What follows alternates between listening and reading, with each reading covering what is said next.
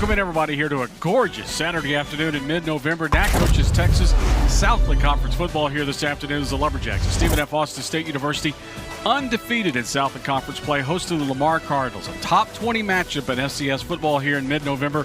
Rob Myers and Hunter Taylor. Coaches start talking about this in August. It's two-a-day, well, used to be two-a-days as fall camp begins. You'll want to play a meaningful game in November. It won't get more meaningful than this one for these two teams here today. The winner will have the upper hand in deciding who becomes the Southland Conference champion after next week's game. Absolutely. Stephen F. Austin's kind of in the driver's seat. If they win, it's almost a foregone thing that they will be the outright champ. If they lose and Lamar wins, now it kind of gets murky, a three-way tie between Stephen F., Lamar, and Southeastern Louisiana. How that plays out, we'll have to see. By 7 o'clock tonight, we should know who has the upper hand in this three-way race. Southeastern right now in a dogfight with Incarnate Word, a 3-0 game at the half in that ball game. This one about to get underway here. Nicole Beckelman on the sideline has a little bit more about this matchup between two old-time rivals, Lamar and SFA, here this afternoon. Yeah, this is the 38th time these two teams have played one another, as the first time was in 1923. Lamar slightly has the edge on the all-time series, but SFA has won 10 of the last 13 games, including the last 3 matchups. If SFA wins tonight, this will be their 9th straight victory, which is their longest winning streak since 1989.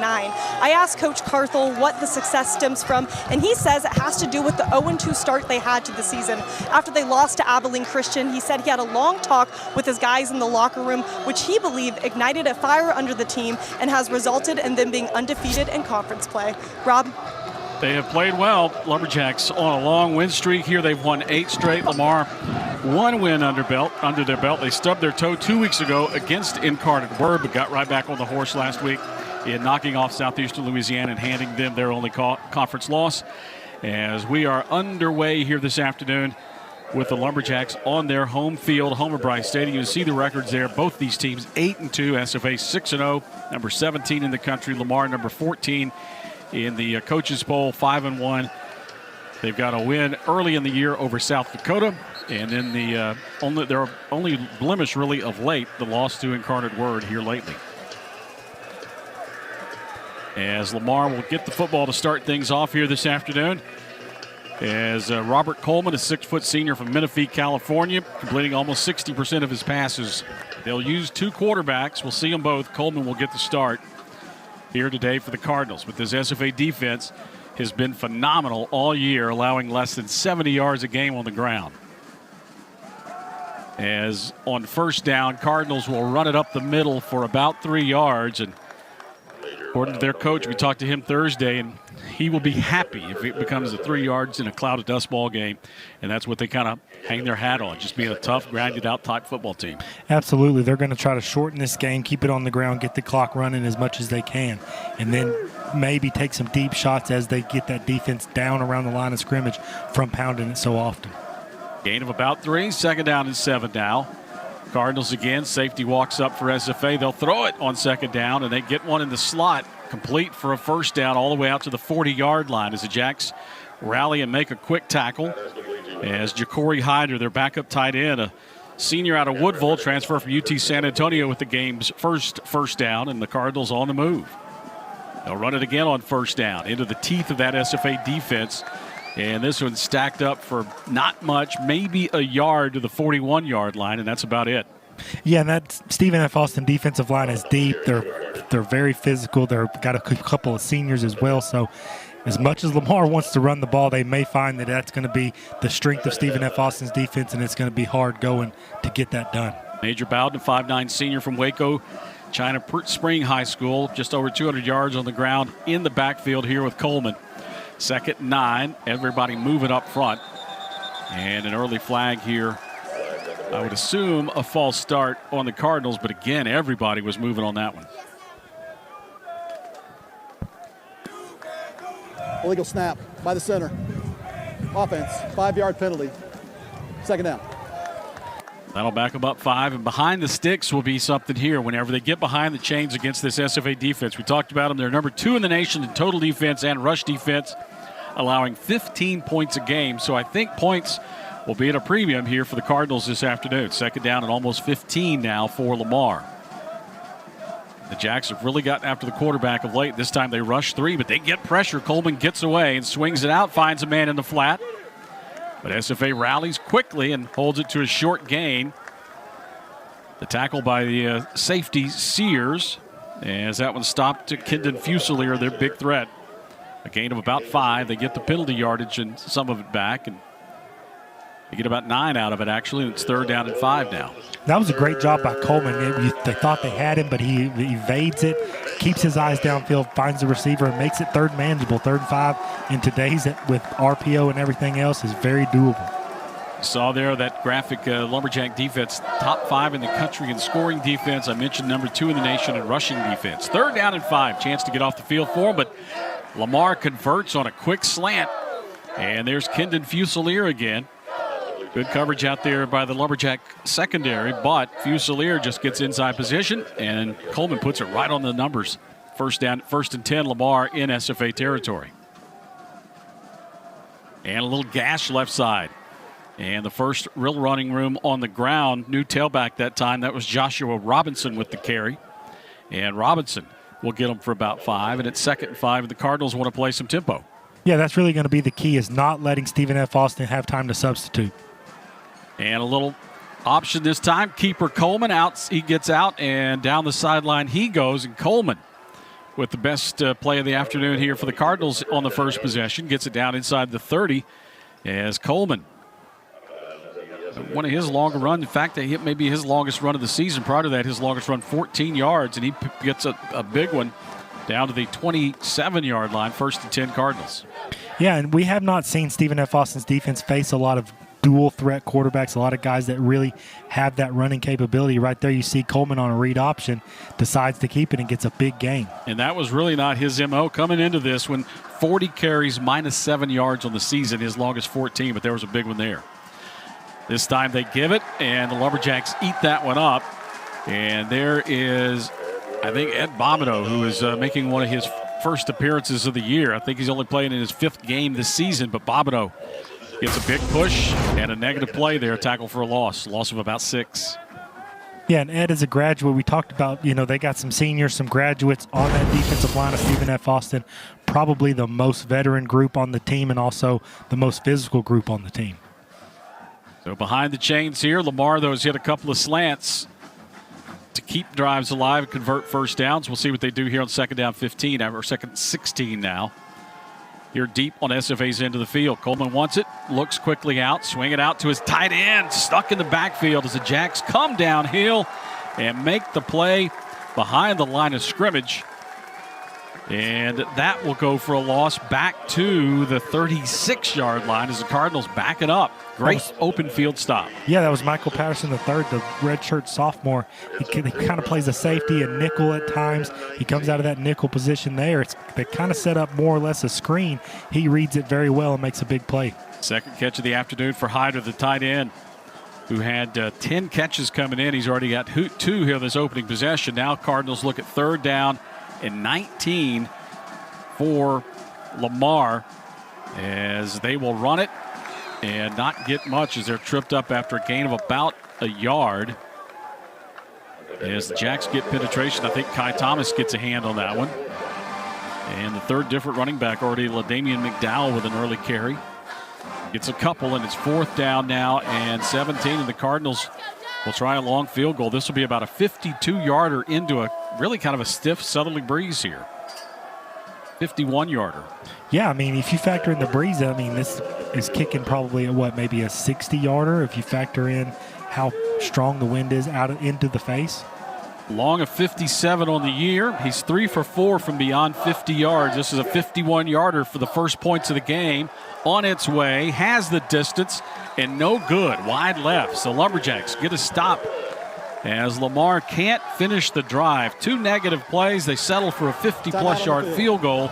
A miss to the left, and we got a timeout. SFA's going to get the ball back with 9:08 to go first quarter. Their first crack at it here this afternoon. Top 20 matchup, Lamar and SFA. In Nacogdoches, back with more after this on ESPN.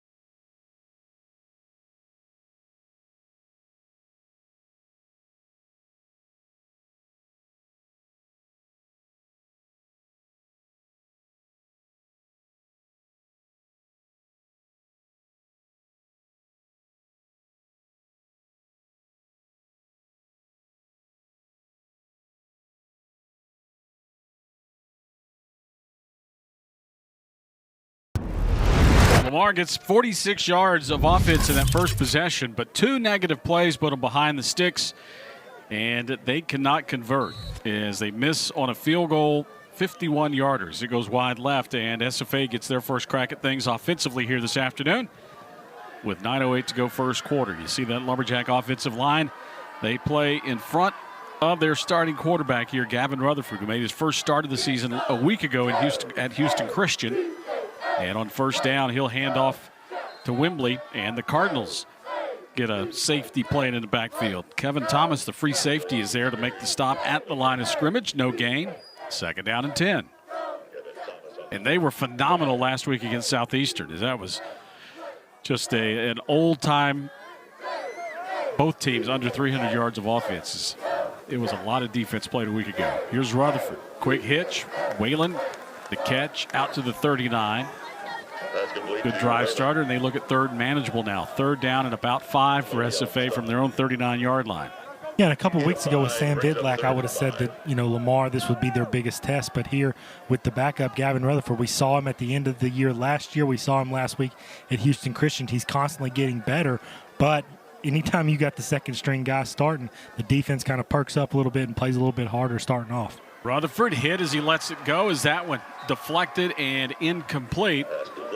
And Lamar, after picking up a couple of quick first downs on their first drive, SFA is going to go 3 and out as Rutherford gets his second attempt of the afternoon hit at the line of scrimmage.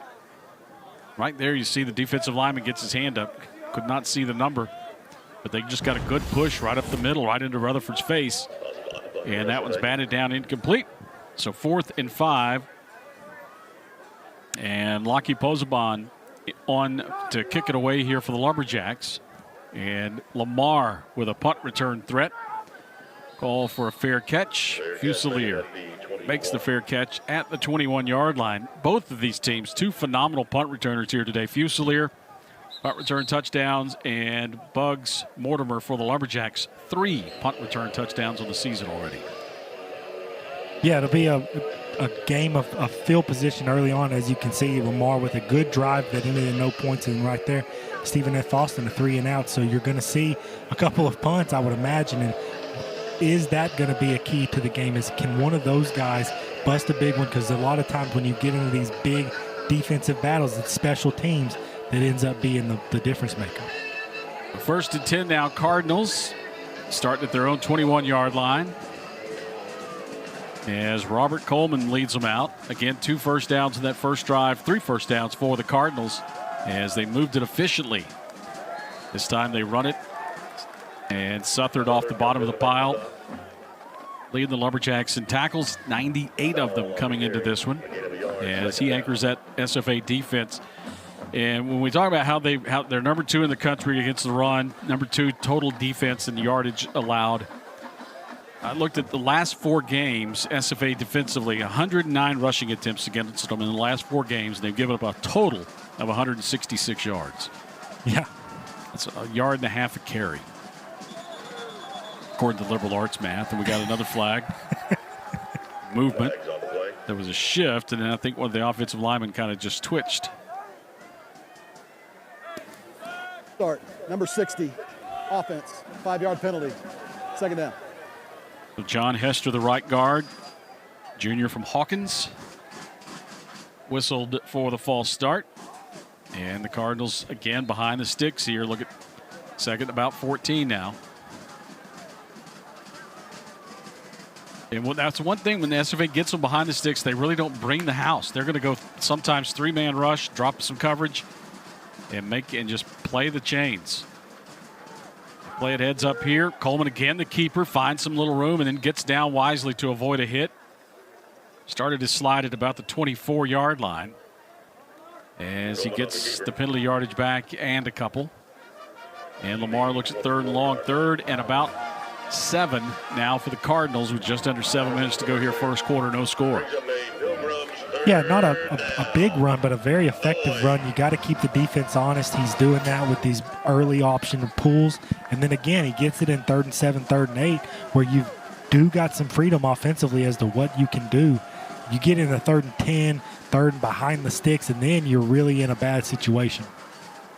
So here they go, 3rd and 7. Lumberjacks, everybody standing up. Nobody with their hand on the ground. Here they come. Coleman lets one go as nobody was ready, and we got whistles and a timeout taken, apparently. Timeout. Lamar, first charged of the first half. Timeout on the field.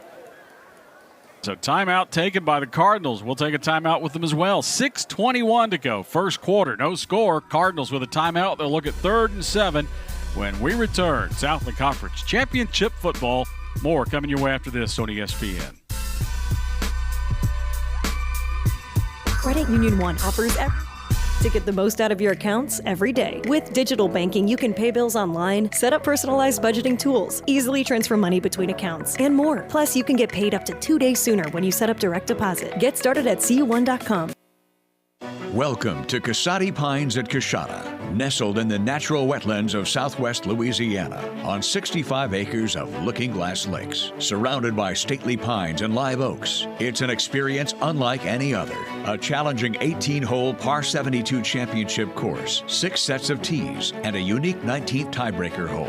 Ranked the 18th best golf course in the USA by Golf Advisor. Casati Pines at Coshada in Kinder, Louisiana. Louisiana's best bet. It's brutal. So slow. Good thing we brought Jersey Mike's. Is that Danny DeVito? Don't worry about me. This is a commercial for Jersey Mike's. And at Jersey Mike's, the subs matter most. Freshly sliced right in front of you. That's what matters here. Almost forgot. I found your ball. It's a rock. Where the subs matter most. It's a Jersey Mike's thing. A sub above. Credit Union One Free Checking has everything you need to bank on the go. Make deposits and more with our highly rated mobile app. And get your direct deposit up to 2 days sooner with CU1 Early Pay. Open your account in minutes at creditunion1.org. Welcome back to Homer Bryce Stadium. Now, you might notice head coach Pete Rosamondo is once again wearing an NYFD hat, a tribute with deep personal meaning. Rosamondo said his brother played a big part in raising him, and he served in the New York Fire Department. He unfortunately passed away during the 9/11 attacks as he was attempting to save people. Last season, Coach Carthel joined him in the tribute by wearing his own NYFD hat. He says he planned to do it again this year, but he went to look for the hat in his house and admits he couldn't find it. Rob? Wow. So housekeeping an issue at the Carthel Let household, me tell what you I'm something. hearing. Coach Carthel's got some boys. I myself have 2 boys. If you leave a hat, it's no longer your hat. One of the boys has taken it to their rooms where you will never see it again. Lumberjacks get a hand on a pass, batted ball. Pete Rosamondo, again, the head coach, and he is old school. Carthel talked about him. You know what you're going to get. Old offensive line guy. He talked about it as well. He wants his team to play that way, tough, physical, run the football, and just grind it out. And that's what he's built at Lamar, and he's building quite a program. 8 wins already this year. They punted away. Low line drive, trying to keep it away from Mortimer, who fields it on a hop and then just gets swallowed at about the 33-yard line. Yeah, the identity of these coaches really come through on these teams. You talked about an old offensive line guy. That's the way Lamar plays. Kobe Carthel, an old linebacker. That's the way Stephen F. Austin plays. They both play physical, defensive-minded football, run the ball as much as you can, play defense. And then the flashy stuff can be a secondary issue.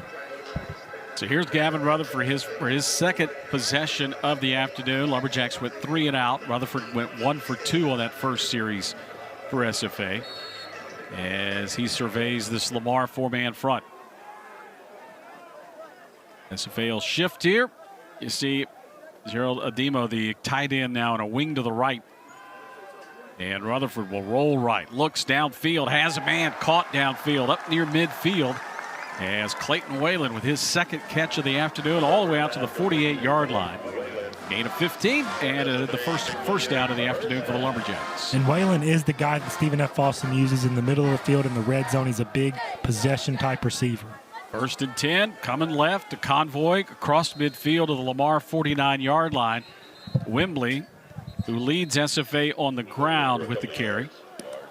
Injury timeout. And the Cardinals with a defender down Injury on the timeout backside of the defense. play. But Wembley again averaging over 5.5 yards a carry. And, As we will talked about these two defenses and how good they've both been, and they have great anchors. You talked about Carthel, middle linebacker. There you see Southern, their middle linebacker. 99 tackles already on the year. Andrew Huff, a defensive end for the Cardinals, leads them. A lot of pressure, plays behind the line of scrimmage. 10.5 tackles for a loss, 6.5 sacks on the year.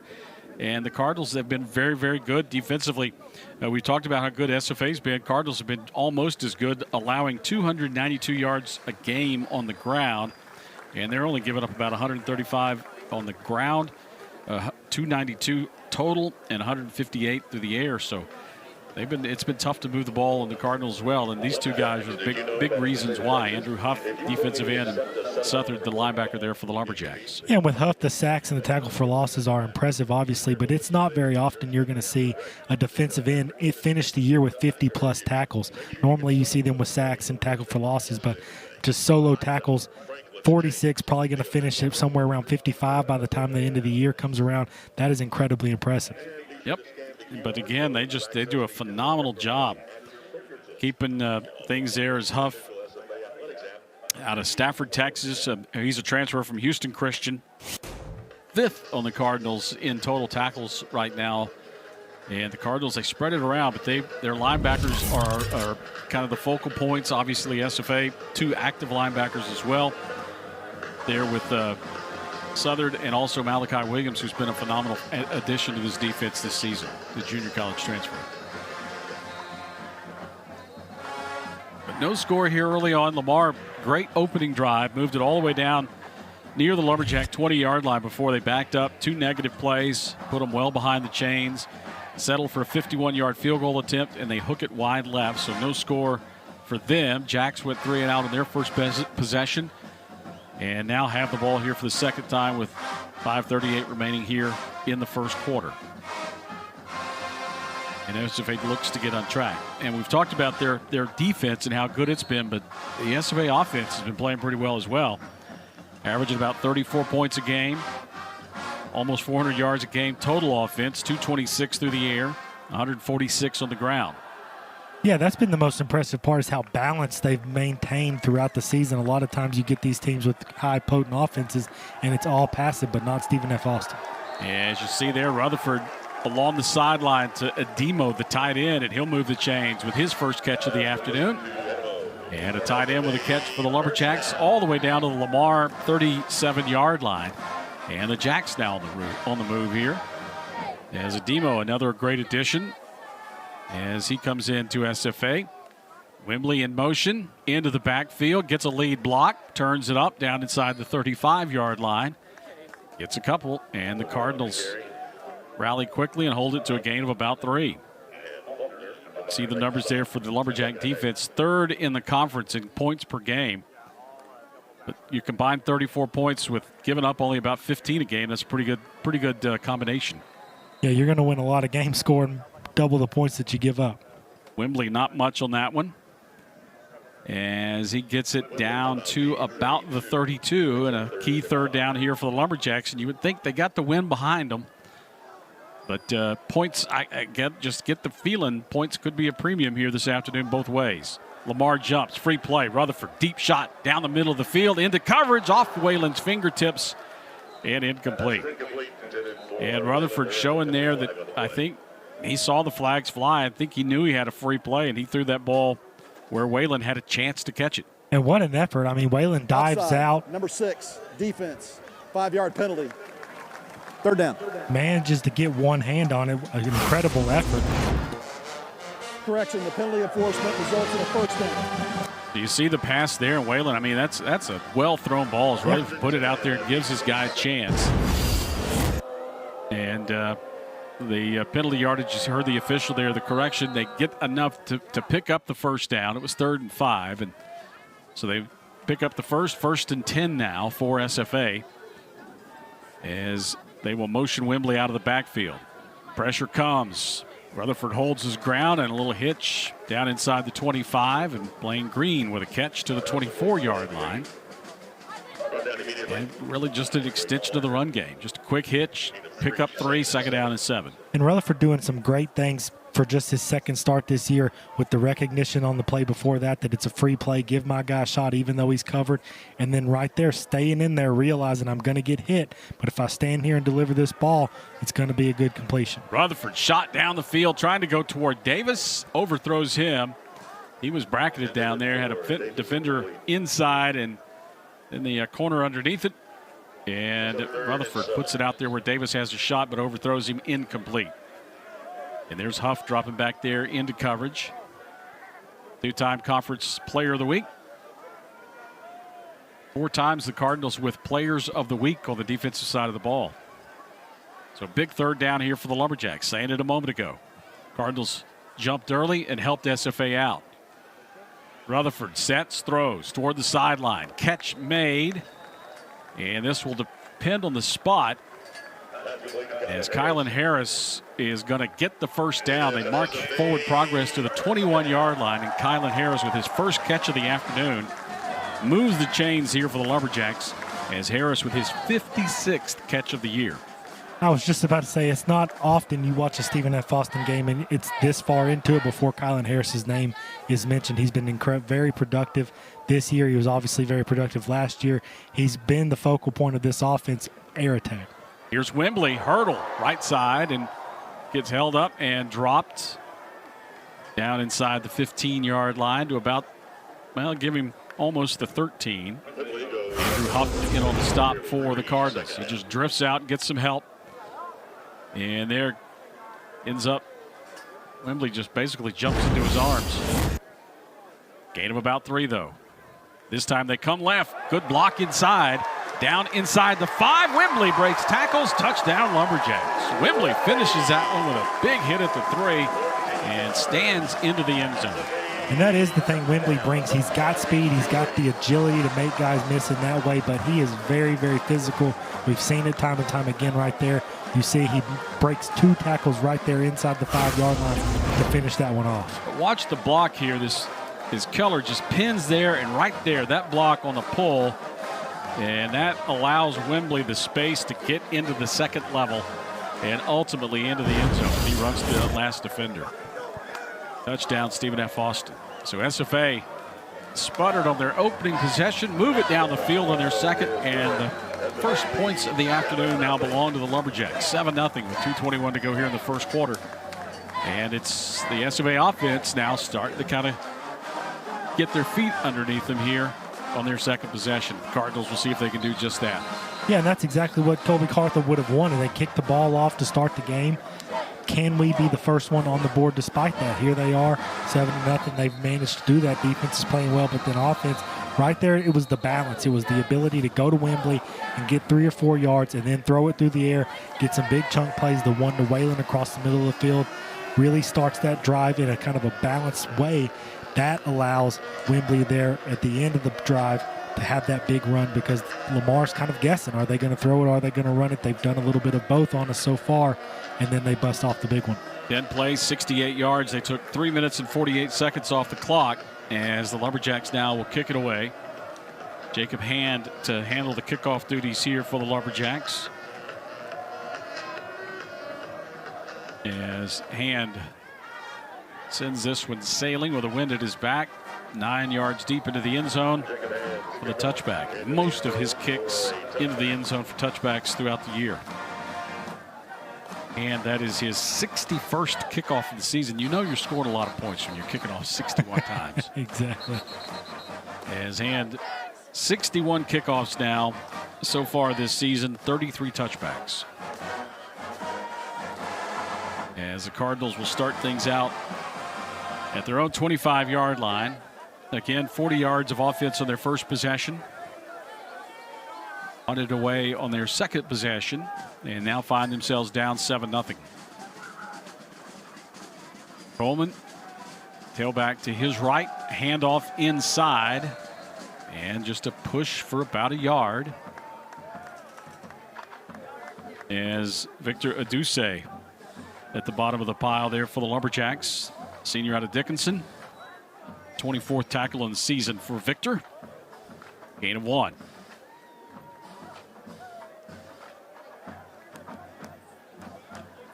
As the Cardinals taking a little time, will huddle from time to time. Not the true just tempo, just get to the line of scrimmage and go.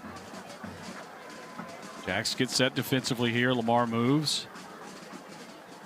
1 second down at about 8. Coleman wants to throw. Nobody open initially. Now late over the middle. The pass a little high. Was it picked off? Lumberjacks say yes. The officials, I believe, agree. As Coleman throws the interception. That was Jalen Mayo, the safety. He was just in the right place at the right time. Again, the throw was high, and Mayo keeps his eyes on it, goes for it, and I think he managed to get his hands under. We'll look at it here as it was tipped. The receiver just got a hand on it, and you see there he does. Yep. Mayo in the right place at the right time as he picks that one off on the deflection, and the Lumberjack offense takes over in Lamar territory at the 46-yard line. Mayo there, his 4th interception on the year, as he is now, I believe, leading or tied now for the lead in the Southland Conference in interceptions this season.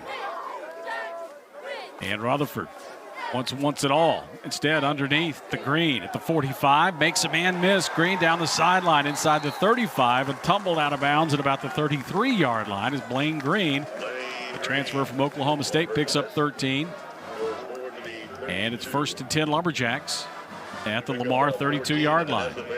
Yeah, and a great effort by Blaine Green. One thing we haven't mentioned yet is senior night here for Stephen F. Austin. Blaine Green, the senior there, kind of putting forth every effort he can to break that tackle and then get more positive yards along that sideline.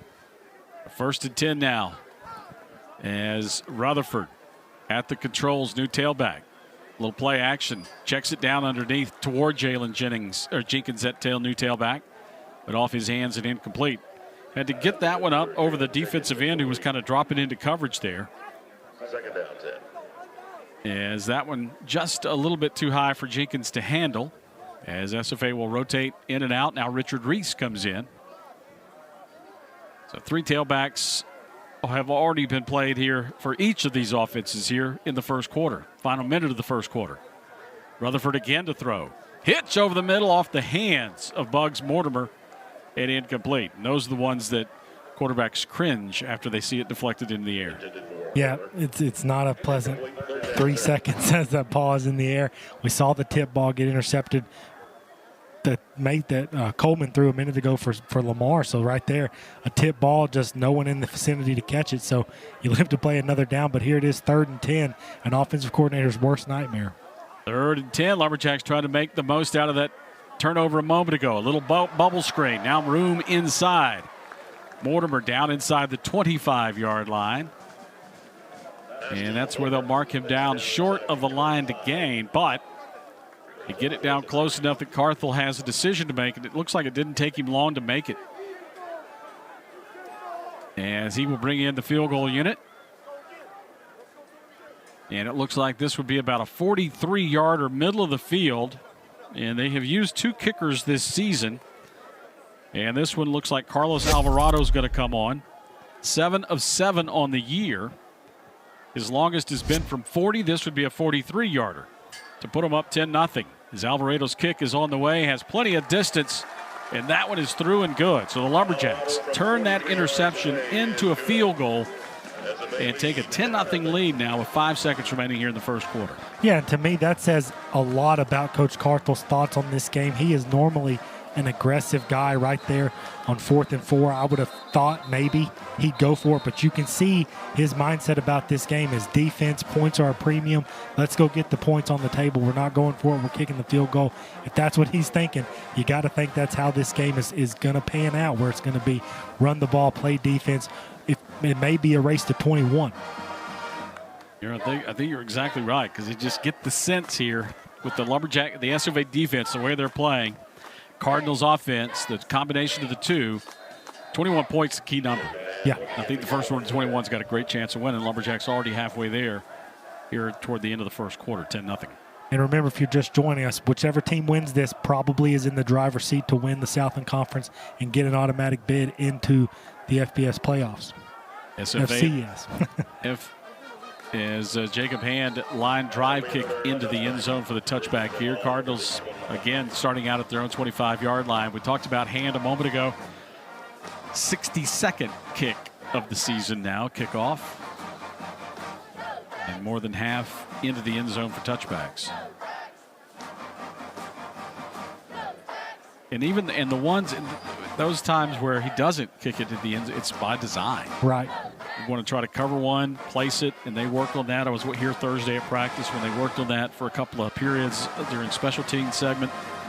Placing the kick, getting the coverage downfield to pin them inside really the 20-yard line. Because here are the Cardinals, 1st and 10 at their own 25. Coleman, little designed run for the quarterback this time, coming left, and he gets it to the 26, a gain of 1, and you heard the official there, the end of the first quarter. So 15 minutes complete in Nacogdoches here this Saturday evening. 10-0, SFA leads it over the Cardinals on the championship Saturday in the Southland Conference. As we'll take a timeout, back with the second quarter of action after this on ESPN.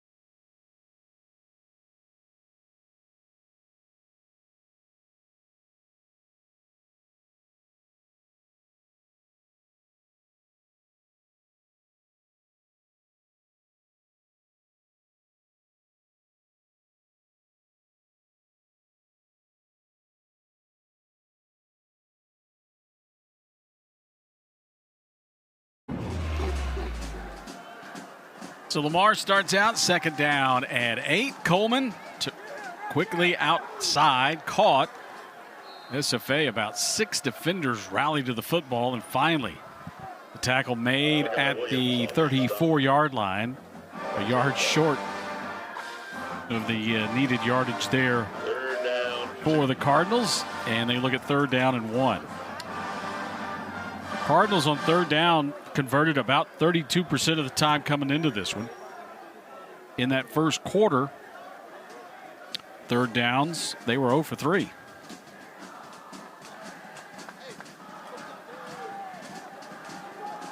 So here's a big one for them to start the second quarter. And Colby Carthel is going to take a quick timeout. Timeout. Stephen F. Austin, their first charge of the first half. Timeout on the field. You can see there the defensive leaders in FCS football here. 3rd down defensive efficiency.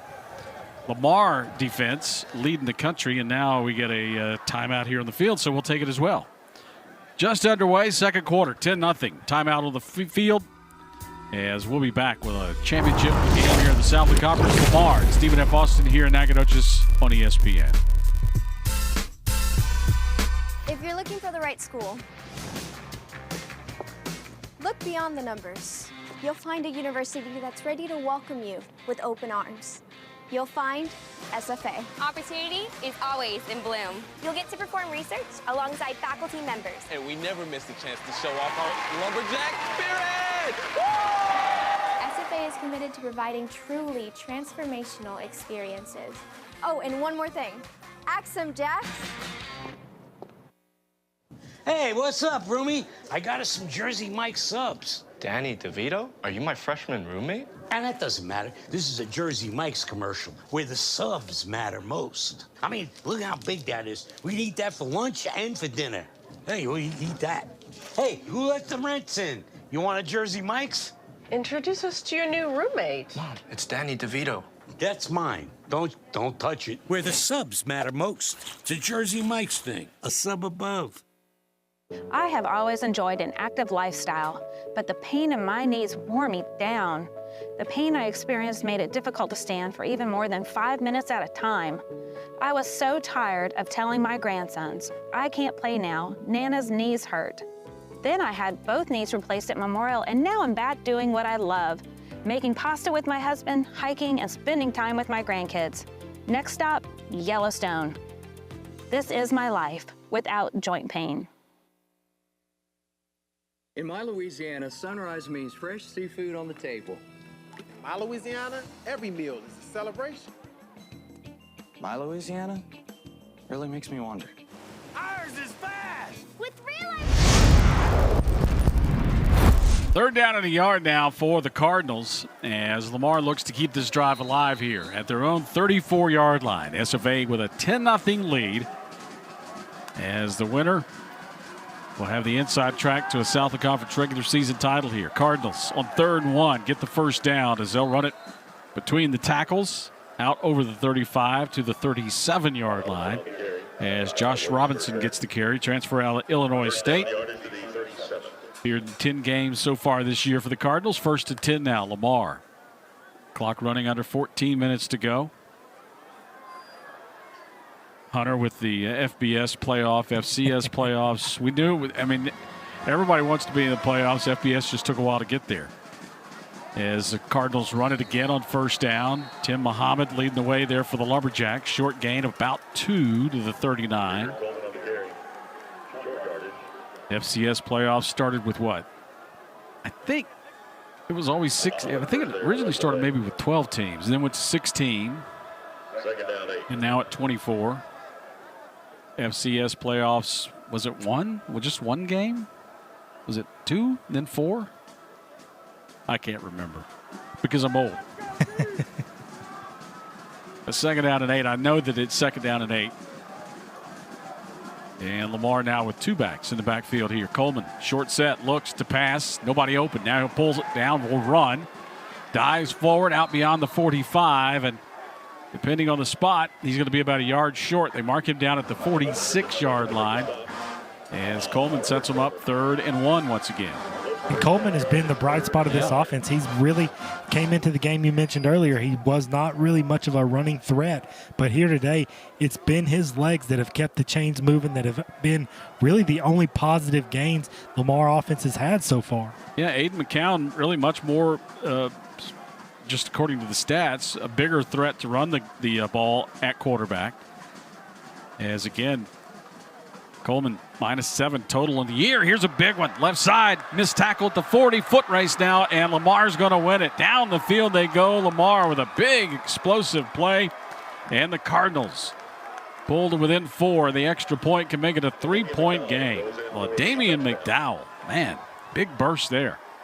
Yeah, once he got into the open field, there was not a soul that was going to catch him. They just did a great job of blocking it up. And again, it's kind of Coleman's threat of a run, the read option here. You see the end kind of freezes there for a moment, and then once McDowell breaks that first level, there is just nobody at that second level to make a tackle. And when you saw him, that end zone shot, great camera angle there, because McDowell, who's only 5'6", man, he's like hidden behind that offensive line, and he just burst through there, and there was nobody there. And the Cardinals, a big play for Lamar, puts them on the scoreboard. The extra point up makes it a 3-point game. 10-7 now with 12:11 left here in the first half as the Cardinals get an explosive play to get on the board, and we got a 3-point game. Cardinals back to within 3. SFA will get the ball back when we return after this on ESPN.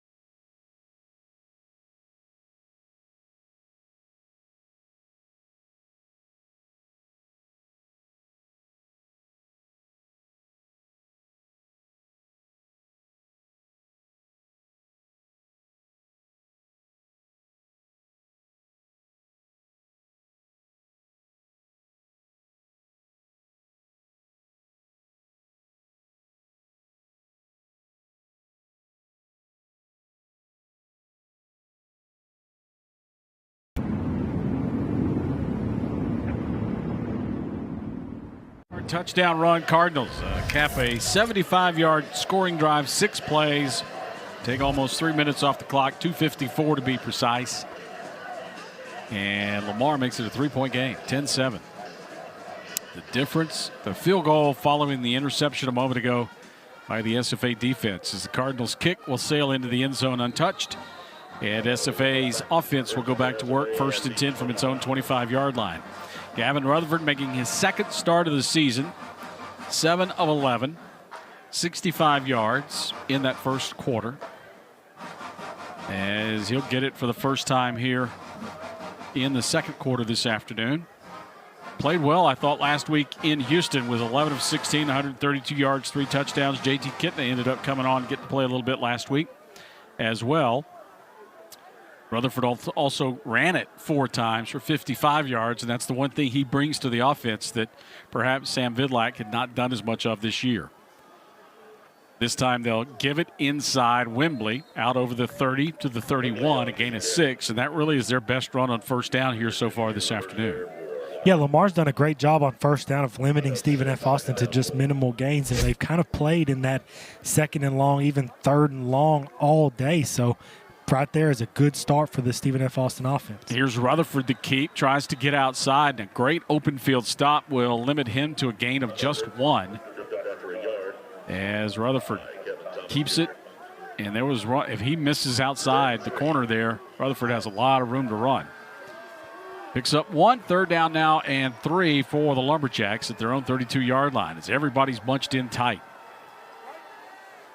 Now they shift it out. Kylan Harris flanked out wide right, short, tight to the formation. Rutherford steps underneath. Now he'll run.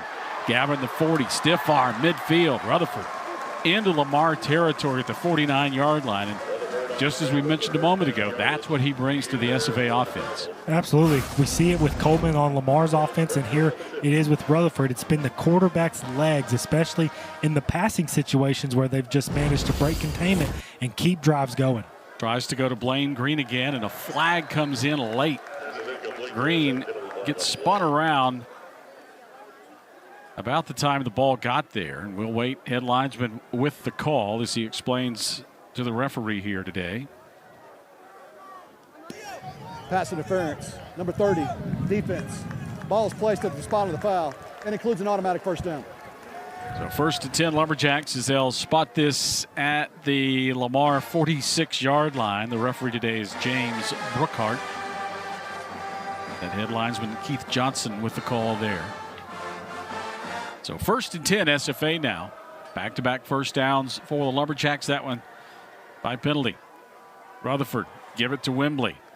Wembley at left tackle, not much there. You can see Darren Wianco at the top of that middle of that screen. Crowder, Keller, and Chimdia Wiwu up front for the Lumberjacks. As right now playing center for the Lumberjacks is Darren Wianco.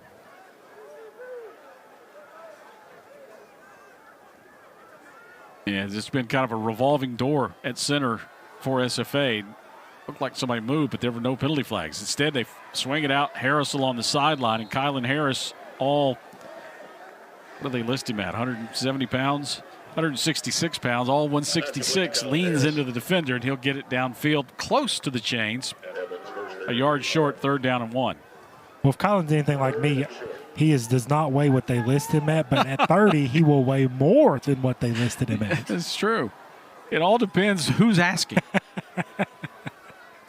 So here we go, Wildcat set now for SFA as Wembley, the lone man in the backfield. And he'll keep it. He gets hit hard, tries to get a push, and they're going to give him forward progress. I'm not sure he really ever got there, but head linesman says give him the 35-yard line, and that'll be enough for the first down.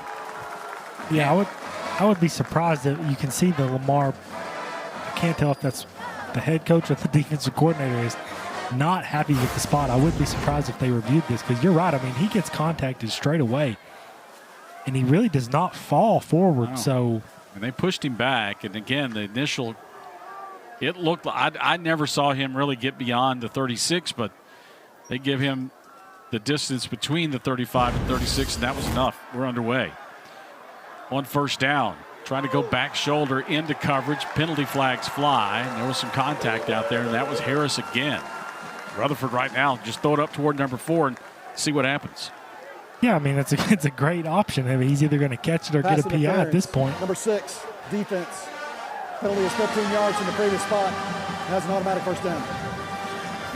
So the penalty against the Cardinals, as this will move it all the way down to the 20-yard line, as apparently that's Ronnie Hambrick they called the penalty on. And you can see Hambrick like, what was I supposed to do? What did I do? But 1st and 10, Lumberjacks now just outside the 20. They lead 10-7, 9 minutes to go first half. Rutherford keeps it. Rutherford, left side, gets down at the 16-yard line as the middle part of that defense was coming. And Rutherford says, I don't really want to get hit that hard. I'll take 4 and go down right here. Yeah, and that's a great decision. Again, we've mentioned it before. Sam Vidlak, the normal starter, is out with a shoulder injury. So Gavin Rutherford, this team really cannot afford for him to take any big shots. That's a great decision by him, just getting down, picking up positive yards, and avoiding a tackle. Rutherford keeps it.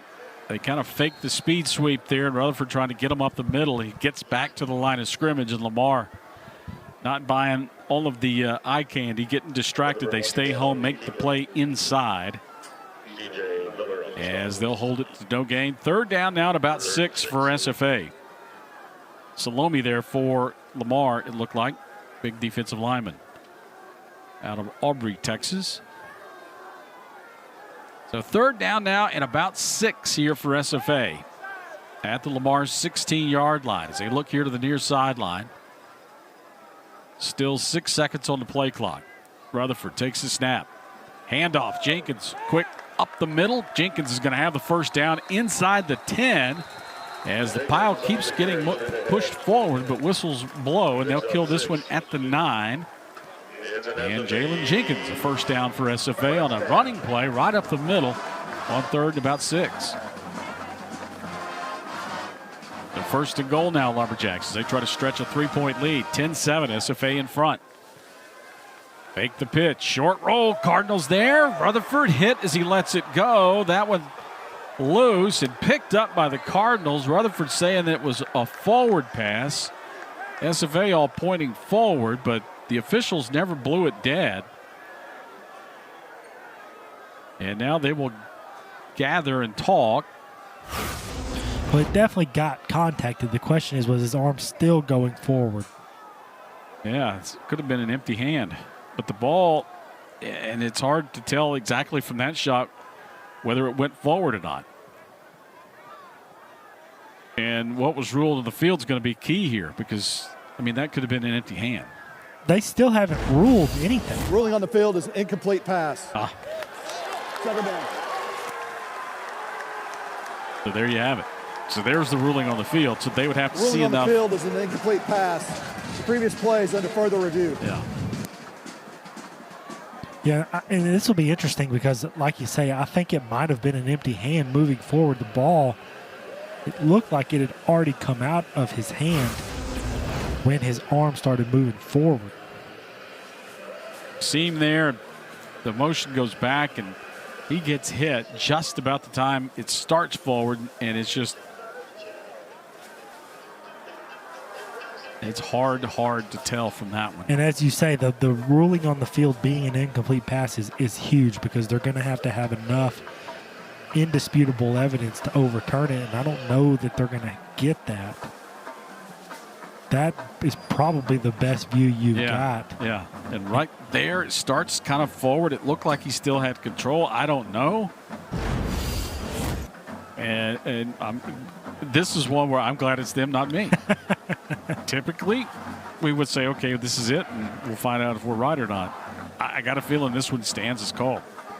Yeah, I think it'll stand. I don't think it will be confirmed, but I think it'll stand just based on a lack of, conclusive evidence against it. But the review continues here, so they continue to talk. And what you had at the conclusion of the play is they let it play out. Cardinals got it. So if, in fact, it was a loose hand and it turns into a fumble, it would be a recovery, I would think, by the Lamar Cardinals. And then they get tackled out of bounds. You can see Lamar all standing across the way saying this is going to be Lamar football here. But we've talked about it off and on. Championship Saturday here, a leg up, trying to get the Southland Conference regular season title. SFA undefeated in conference play. Lamar with one conference loss. That came to Incarnate Word a couple of weeks ago. They beat Southeastern Louisiana last week. The Lions' only conference loss. And Southeastern right now leading Incarnate Word 10-7 with 2:40 to play in that one. But Incarnate Word with a football. So that one's going to come down to the wire. And Lamar has, here we go. Further review, the ruling on the field is upheld. Incomplete pass. Second down. So again, you're right. The initial ruling on the field was going to be paramount in that one. Right. Because there wasn't going to be enough in video evidence to change it one way or the other. So incomplete pass, second down and goal here for the Lumberjacks. But getting back to what I was saying, so Lumberjacks have Northwestern State Thursday night.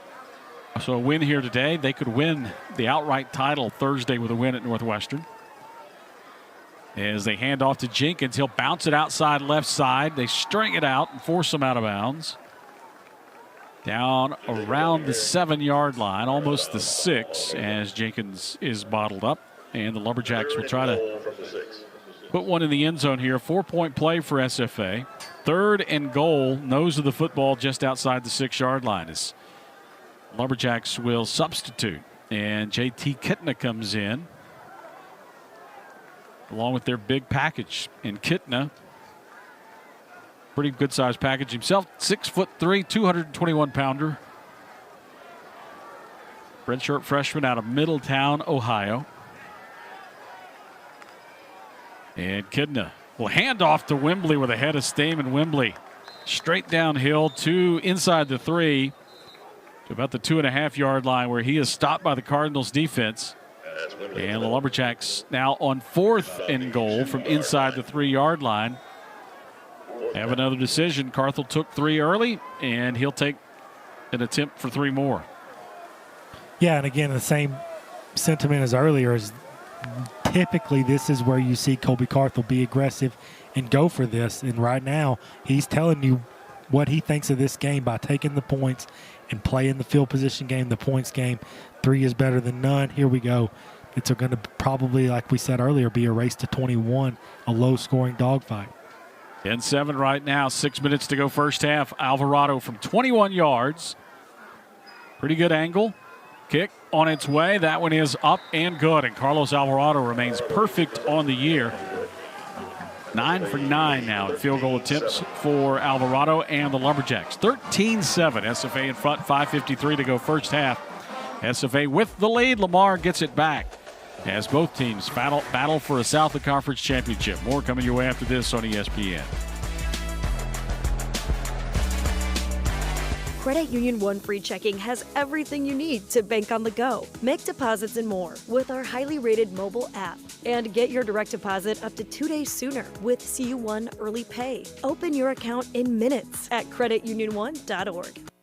Thanks for getting these sub bowls. Of course, no problem, big bro. Let's eat. Danny DeVito? What did you do with our uncle?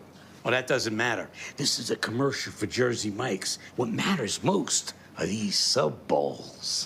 Wait, has Danny DeVito been my brother my whole life? I guess so. Don't tell Mom. Your favorite sub, hot or cold in a bowl. It's a Jersey Mike's thing. A sub above. Welcome to Casati Pines at Coshada, nestled in the natural wetlands of southwest Louisiana on 65 acres of looking glass lakes, surrounded by stately pines and live oaks. It's an experience unlike any other. A challenging 18-hole par 72 championship course, 6 sets of tees, and a unique 19th tiebreaker hole. Ranked the 18th best golf course in the USA by Golf Advisor. Casati Pines at Coshada in Kinder, Louisiana. Louisiana's best bet. Credit Union One offers everything you need to get the most out of your accounts every day. With digital banking, you can pay bills online, set up personalized budgeting tools, easily transfer money between accounts, and more. Plus, you can get paid up to 2 days sooner when you set up direct deposit. Get started at cu1.com.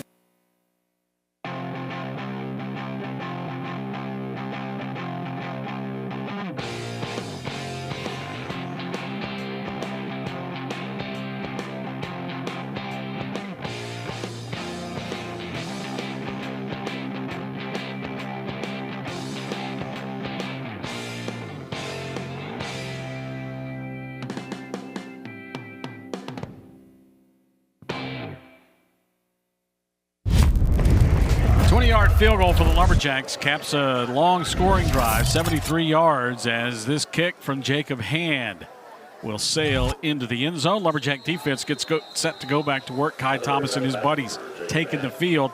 Cole Beckelman has a little bit more about Kai Thomas. Yeah, thanks, Rob. 2 Fridays ago in a walkthrough, the defensive tackle took down Carthel, literally. Carthel told me they were practicing a blocked field goal return, and Thomas lowered his shoulder into him, and he went booty over tea kettle to make it PG. But he came up on his feet. Even though it was 8 days ago, he said he's still feeling that one. Rob? Well, as Colby now is starting to learn, he's starting to get, with each passing day, closer and closer to that old man club, and it takes longer to get over those things. 13-7. Cardinals, little speed sweep coming right. SFA does a pretty good job of stringing that one out. Aaron Thomas gets a lot of help from his buddies.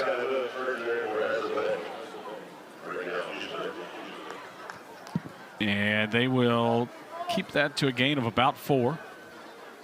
Second down and 6 now for Lamar. You see Kai Thomas, middle of the picture there.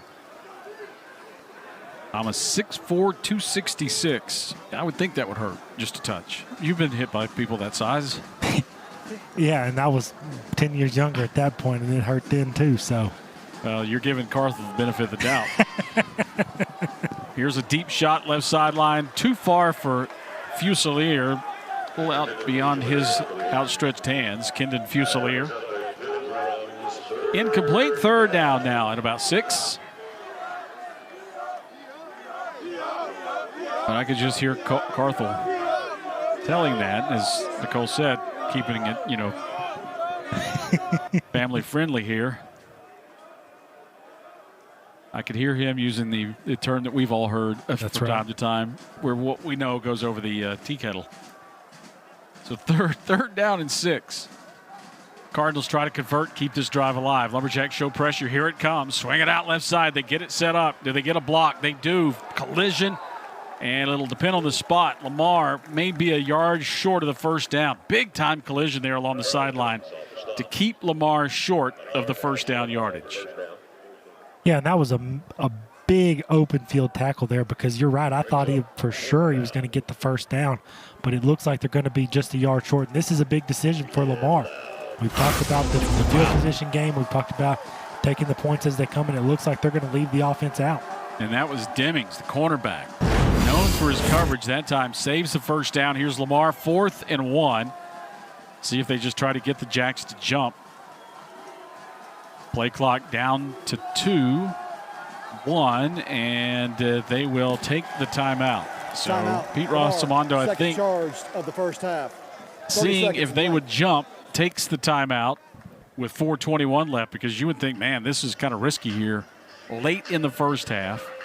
And SFA get the ball to come out in the third quarter, and they could go, 2 for 1 here, basically, if you give them the ball here on a short field. Absolutely. And remember, Coleman has had some of the most bright spots for Lamar's offense, but they have not done just a ton outside of that. And so 4th and 1 is not a gimme. And again, a short field with an offense struggling as much as Lamar has so far, other than the one big play. A little bit surprising there to see them leave the offense out. And of course, obviously, it ends up being because they just want to see if they can get a free one. If not, now they're going to bring the punter out. Yeah, Lamar, 2 of 6 on third down so far this evening, 1 of 1 on fourth down. So they elect to kick it away here, and we'll put the defense out there. Bugs Mortimer waits back deep. 3 punt return touchdowns for the year. Line drive kick, short, bounces past him, and will roll down inside the 15. Great kick for Lamar. This will roll all the way down inside the 10 and finally come to a stop at the 7-yard line. As Mortimer can't get in front of that low line drive kick, and Lamar pins the Lumberjacks back inside their own 10-yard line with 4:05 to go. And now the SFA offense has to do its job here, because with 4 minutes left in the half, timeout situation, Lamar with just 1, SFA with 2 left. As the Cardinals just took their second one a moment ago. So the Jacks, they need a first down or 2 here. Otherwise, they give it back to Lamar with a chance for them to put points on the board here at the end of the first half. Yeah, and again, this is a situation that you're going to have worked on all year, the 4-minute drill. Can you turn this thing out on the ground, pick up just enough first downs to keep it moving, and drain the rest of this clock out, hopefully finish with some points? Here's Rutherford on the ground, slides to a stop at about the 15-yard line. Began the slide at the 13 is where they'll mark him down, but a good play on first down if you're the Lumberjack offense, as Rutherford gets about 6, 2nd down and 4. And Lamar playing it heads up here defensively. They show pressure off the edge. And we'll see if it will come or not, as Ronnie Hamrick, basically a corner, a 5th defensive back or outside linebacker, shows pressure from the edge. Now he's going to pick up Kylan Harris, who motions across into the slot. Swing it out to Harris, trying to get a block. Gets 1, can't get the second. And the Cardinals will rally and force him out of bounds. A stop close to the 15-yard line. And the Jacks wanting to go tempo, I think. Yeah, just a short gain there. Great job by Lamar's defense right there, keeping them to that short gain. Now you got 3rd and 4. this is going to be a big play because if you're Lamar, you can get the ball back with enough time to get some points right before half. They go power bunch here to the right side. Short set, Rutherford underneath. Blaine Green, man misses. Green will have the first down as he is tackled at the 20-yard line. Just a little drag route over the middle. Green clears out and makes the catch. Rutherford puts it on him.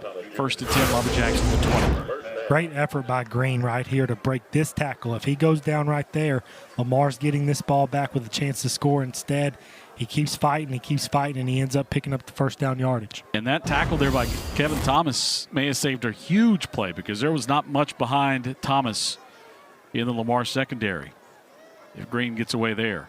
Jacks run it on 1st down, bounce it out right side. Wembley just stringing it out, and finally forced out of bounds near the 24-yard line, but still a gain of 4. And a timeout, I think, Lamar. The 2-minute timeout. 2-minute timeout. Okay, there we go. 2-minute timeout. We'll take it. 2 minutes to go first half. 13-7. SFA in front of the Cardinals here on Championship Saturday in Nacogdoches. Back with more on ESPN.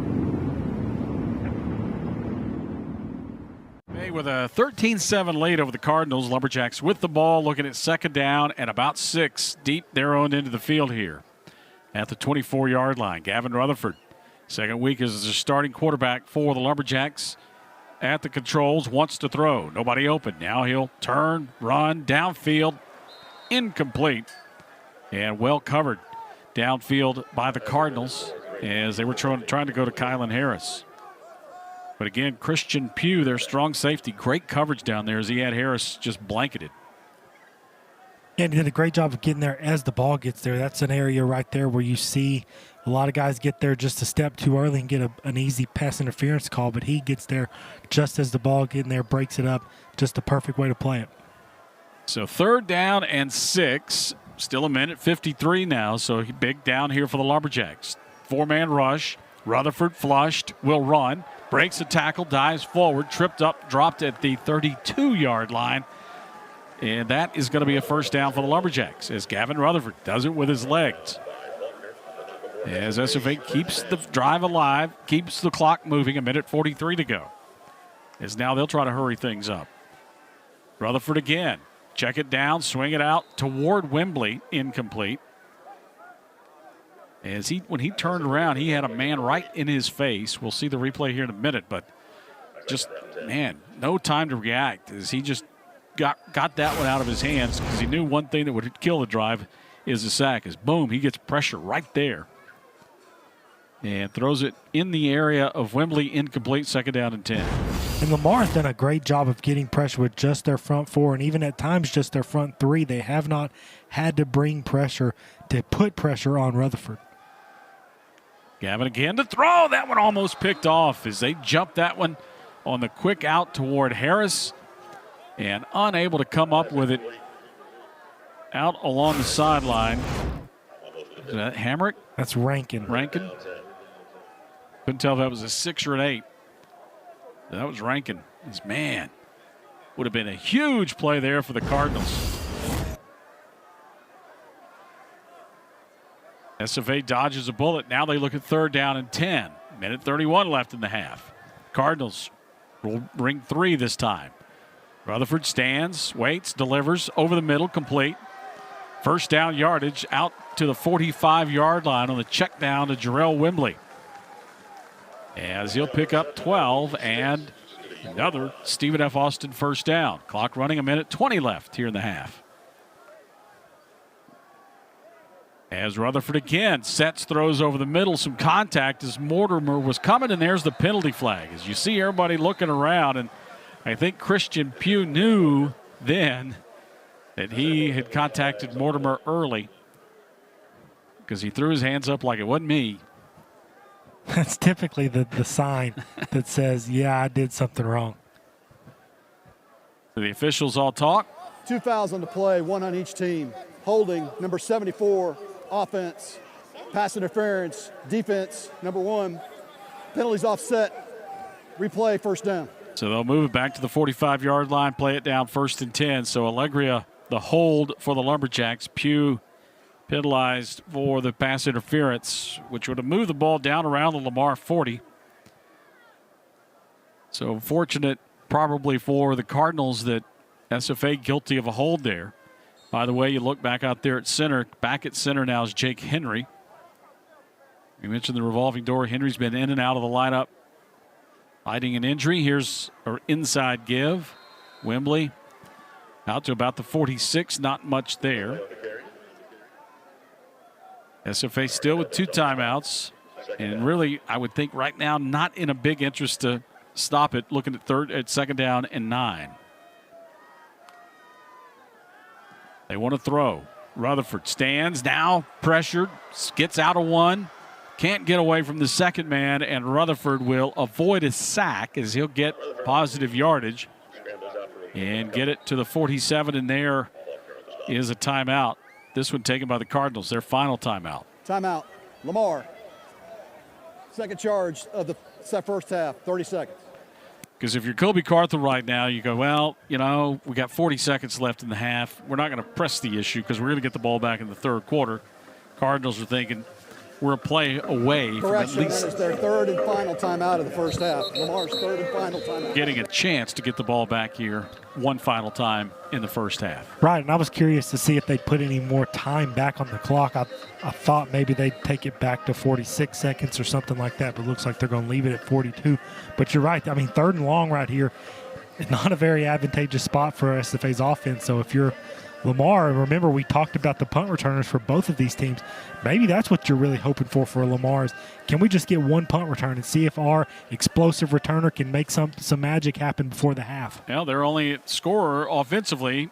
They get the long touchdown run on the big explosive play, 54-yard touchdown run by McDowell, and that really has been it for them offensively. Lumberjacks have put 3 scoring drives together, settled for a field goal twice, lead at 13-7. They look at 3rd and 8 here. Will run it. Wembley outside left side, midfield, tackled at the midfield stripe, and they'll look at 4th and 5. Lamar without a timeout, and SFA really could run it out the half as they don't have to snap it. And I think that's probably what they're going to do, but that's a good play to just – it took off just enough time to make it so that they could run this out. And I think Carthel's going to run it down to like 2 seconds here and maybe call a timeout and then maybe throw a Hail Mary. I mean, what do you have to lose? Well, the lead. Exactly. I've seen it happen here before. I have too. Coach Carthel's first year here at Stephen F. Austin, their only win that year, I guess they had 2 wins that year, Incarnate Word. Yep. Threw a Hail Mary that they didn't have to throw, and Alizé Ward picked it for a touchdown and ended up winning that game on just a freak deal. You never know when something like that in the process. Here, that was the end of the game. Yep. Here, I think, to me, it's a little bit different situation. Yes, you have the potential to give up the lead, but you got 30 minutes left to play. The outcome of this one has not been decided. That play determined the outcome of the game. When I was playing, my philosophy was the deepest man is the most open. That's right. So you're not going to convince me. Not going to take a lot to convince me to try this. I'm just playing devil's advocate here. The other thing, 10 weeks into the year, you've practiced these plays where you throw it all over the place, all the laterals. And you never do it. Yeah, so why not? Here we go. Lamar puts 5 defenders back inside the 10-yard line. Rutherford drops. He gets, they don't throw a penalty flag on a hold. Deep pass down the field is picked off at the 9-yard line, and that's where the half will come to a close. So it goes as an interception against Gavin Rutherford, as Lamar will get a pick, but get really nothing out of it, as that will end the half. 13-7, as Nicole will have Colby Carthel down on the sideline here in just a moment. But a good first half, really the kind of first half we thought it would be. Hard fought. I think Nicole's ready with the head coach. Thanks, Rob. Coach, this is the closest conference game we've seen. What adjustments do you guys need to make to pull ahead or to take a bigger separation in the second half? I think just continue doing what we're doing. We're controlling the game, I feel like. We obviously gave up. We busted a fifth there and gave up a long touchdown run, which we hadn't done all year. So we got to fix that. Continue to play good against the run. Our ball control offense has been really good, putting points on the board or having a chance to ever drive. So just got to continue to do that the second half. What's the message going to be in the locker room? Finish. Just finish. I mean, we've done a great job putting ourselves in this situation. You got everything in front of you. Go finish. Cool. Thanks, Coach. Guys, don't go anywhere. We have a fun interview coming up later in the half. That's right. Chris Grant, Southland Conference Commissioner, will be here. We'll talk with him at the half. We've talked all about all these scenarios. We'll go into some depth here at halftime. Lumberjacks lead it 13-7 at the break. You're watching Southland Conference football on ESPN.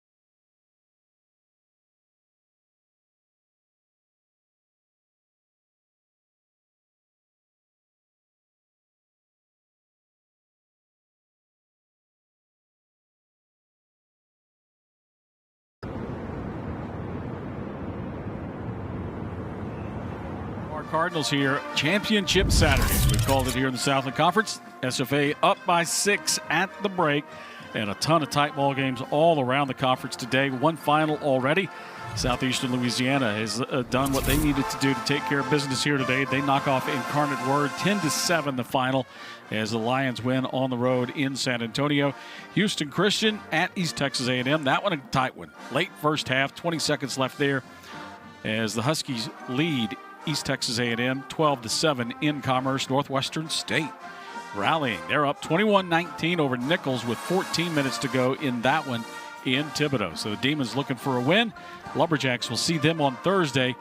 Cardinals have the Cowboys on Saturday. Next Saturday, the final week of the regular season. As you see the Saturday slate there, UT Rio Grande Valley and McNeese. That one gets underway in about 30 minutes as that will round out the slate here in the Southland Conference this Saturday here, the next to last Saturday of the regular season, as it'll all get decided next Saturday as the Lumberjacks and Cardinals in a close one here this afternoon, 13-7. Coming up after this quick timeout, we will talk with the commissioner of the Southland Conference, Chris Grant. We'll talk about the possibility of the Southland getting 3 teams in the FCS playoffs, as again, Southeastern Louisiana has taken another step, and these 2 teams are battling tonight to try to get a win and put themselves in position for an FCS playoff berth. Chris Grant, Southland Conference Commissioner, coming up after a quick break here on ESPN.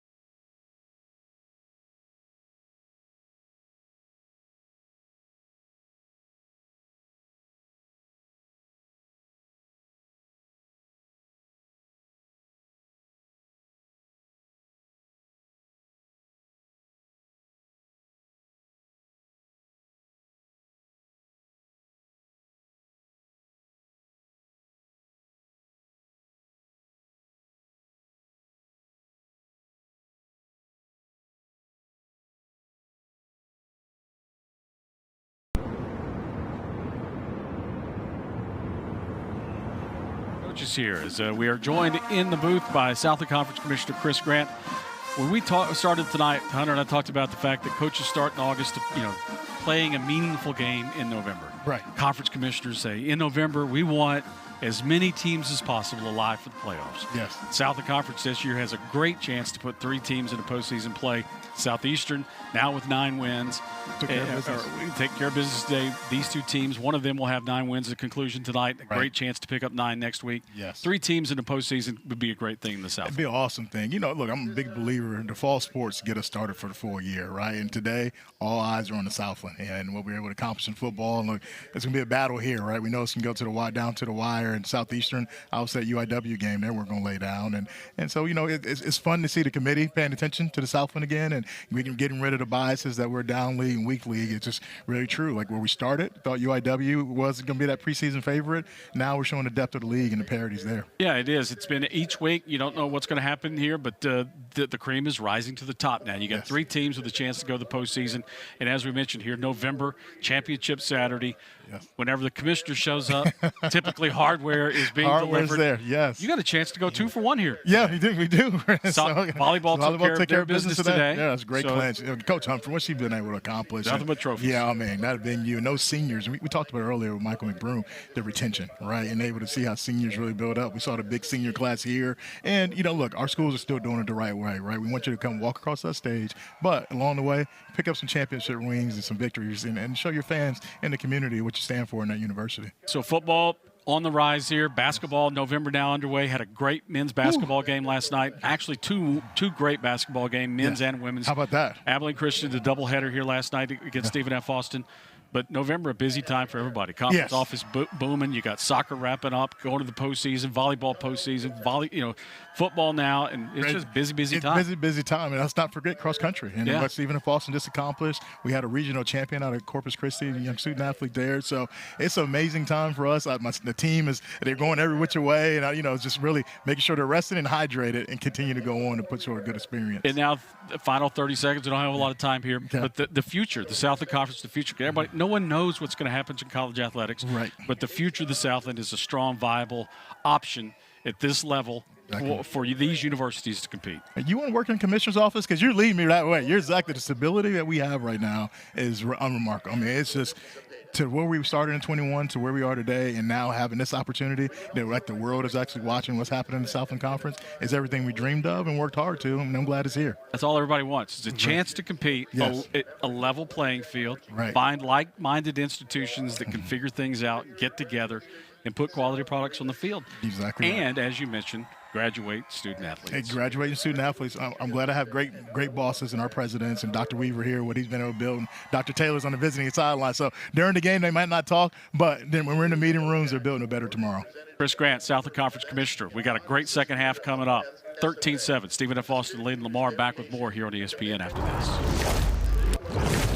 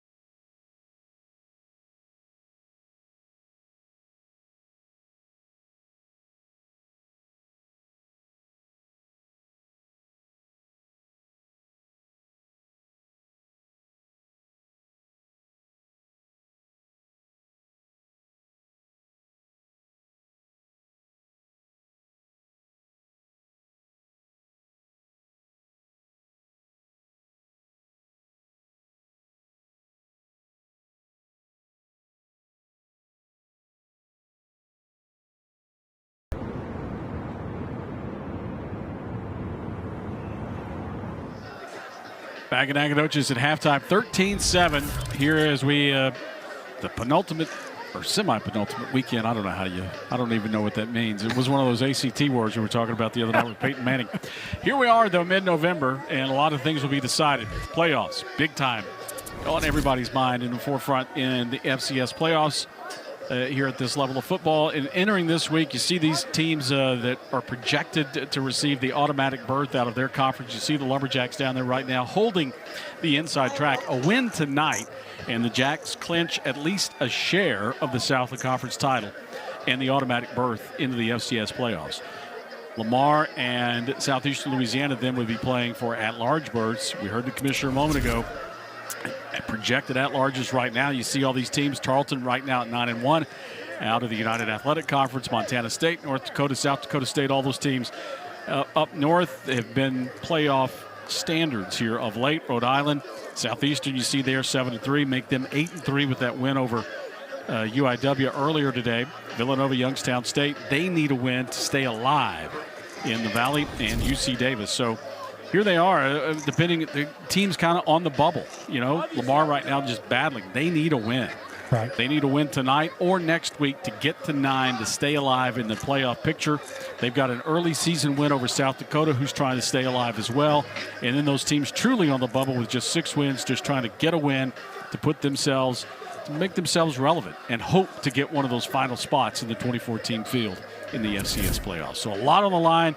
You see the Missouri Valley projected to have 6 teams in. The Southland trying to get 3 teams first time, as the commissioner said in a while. United Athletic Conference will get a couple in. The SoCon and the Colonial, the Big Sky. Montana State, Montana have been, standards in the Big Sky. And the Valley, of course, North Dakota State, South Dakota State in the last 4 years.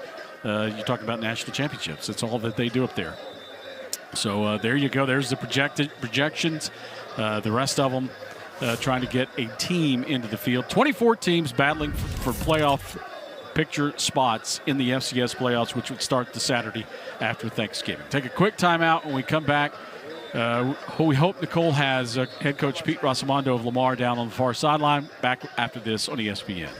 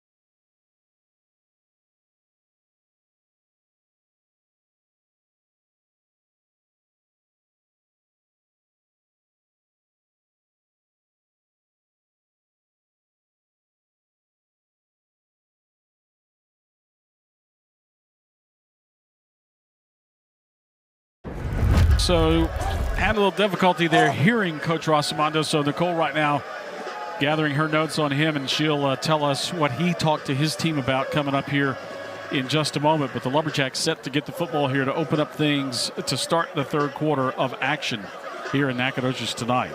So a busy halftime there as Chris Grant, the Southland Conference Commissioner. And I'm assuming that I'll finish the game with you before I'm headed off to Plano as Lamar kicks this one into the end zone. And the Jacks will start with a touchback, 1st and 10 at their own 25-yard line. We look at the first half stats, not a ton going on and not a lot of difference. SFA outgained them 186 to 140. Lamar 101 yards on the ground on 14 carries, but a big chunk of that came on the one touchdown run by McDowell. 54 yards of that rushing total came on that one play for Lamar. So other than that, Jackson kept them pretty well bottled up. And the Lumberjack offense, you heard Colby Carthel going in at halftime, gave themselves chances to score on, 3 of their 4 possessions in that first half. Yeah, and the other thing he said was ball control. So you could tell that was the plan coming into it. They've kept it on the ground as much as they can. I expect the same here in the second half. Ball control on the ground. Try to shorten this second half. And they come out, throw it on first down. And they throw it incomplete, out of bounds. It looked like Blaine Green ran a little bit deeper. Rutherford throws the out. And you can interpret body language. Rutherford right there was saying to himself, you're supposed to break that out 12 yards deep. Sometimes those receivers just get in the mind of their own. So Rutherford set to go here on 2nd down and 10. Empty backfield. Lamar coming off the edge. They rush 4. Rutherford steps underneath, has a lot of green grass. Gavin Rutherford doesn't slide this time. He goes down after he's knocked down at the SFA 46-yard line. A run of 21 yards for Gavin Rutherford. 1st and 10, Stephen F. Austin. And that has been both offenses' bread and butter, is the quarterback run. Gavin Rutherford right there, obviously, with the big one. But we saw Coleman with some big runs, especially on 3rd down to extend drives for Lamar. Those two guys have really kept these offenses going. Run by the running back this time as Wembley will push the pile forward for a yard. As Wembley in the first half for SFA, 13 carries, 45 yards, and a touchdown. Rutherford, 7 carries, 39 yards, added 21 there just a moment ago. And it's 2nd down and 9 for the Lumberjacks. Rutherford to pass again. Deep out, open, Whalen, catch, 1st down, Stephen F. Austin. Lamar territory as he goes out of bounds at the Cardinal 37-yard line. So first possession, 3rd quarter, SFA mixing it up and moving it down the field now with a fresh set of downs. Yeah, a really good balanced attack. We talked about that a little bit in the first half, and then you heard Coach Carthel talk about ball control. Well, you can't run the ball every single down, unfortunately, so you got to be a little bit more balanced, and right there with a good completion to Whalen on the sideline. So here we go, Rutherford 1st and 10. Little speed sweep, Blaine Green. The Cardinals do a tremendous job of just flattening out, pushing that to the sideline, and Green will go down, tackle for a loss back to the 41-yard line, a loss of about 4 yards. As Nicole back on our sideline now. And Nicole, if you got a quick chance here after this play, we'll let you tell us what Pete Rosamondo had to tell his team in the locker room at halftime. So 2nd down and 13 here after this one down to Nicole. As Rutherford will look at an empty set here. As the Jacks will try to get back in position here to keep the drive alive. 2nd and 14. On the out, caught Harris and steps out of bounds at the 35-yard line. Nicole, what did Coach Rosamondo have for the Cardinals? Yeah, thanks, Rob. So as you said, just caught up with Lamar's head coach at the half. And despite trailing 13-7, he was upbeat about the way his team competed through the first 2 quarters. He called it a great first half between 2 good teams, but emphasized they cannot turn over the ball in a game this tight. Coach also stressed that this is going to be a full quarter football game, and his message to the team in the locker room is to settle in, protect the football, and finish. Rob? Finish. Both teams. Here's Rutherford, 3rd and long, flushed out of the pocket. Rutherford forced to the sideline, hit out of bounds. Officials there, and Rutherford forced out of bounds near the line of scrimmage and apparently contacted inbound, so no penalty flags there. So 4th and about 10, maybe 11 for the Lumberjacks, and a long field goal attempt here for SFA. This will be a 56-yarder. Is Jacob Hand, who was good from 54 yards earlier this year for SFA, on to attempt this one. Had a long of 54 a couple of weeks ago. And the wind has mostly died down, so he's got a pretty good shot at it here. Tremendous length on this kick. His hand would have been good from 64, and Jacob Hand. How about a hand for him? As Hand converts 50-plus, two 50-plus yard field goals on the season for the kickoff specialist as Hand converts 16-7 Lumberjacks. As we take another look at this, is that right downtown? Wow. Are they filling these things up with helium? Hand would have been good from 65. Jacks lead 16-7. Timeout on the field. Back with more on ESPN.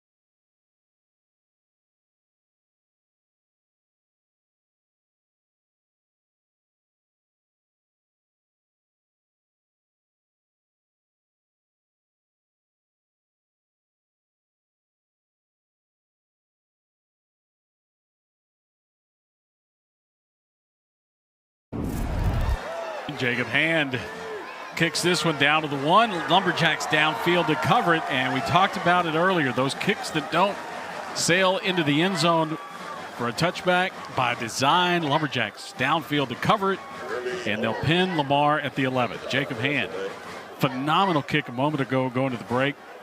56-yard field goal. He's got a 54-yarder to 56-yarder.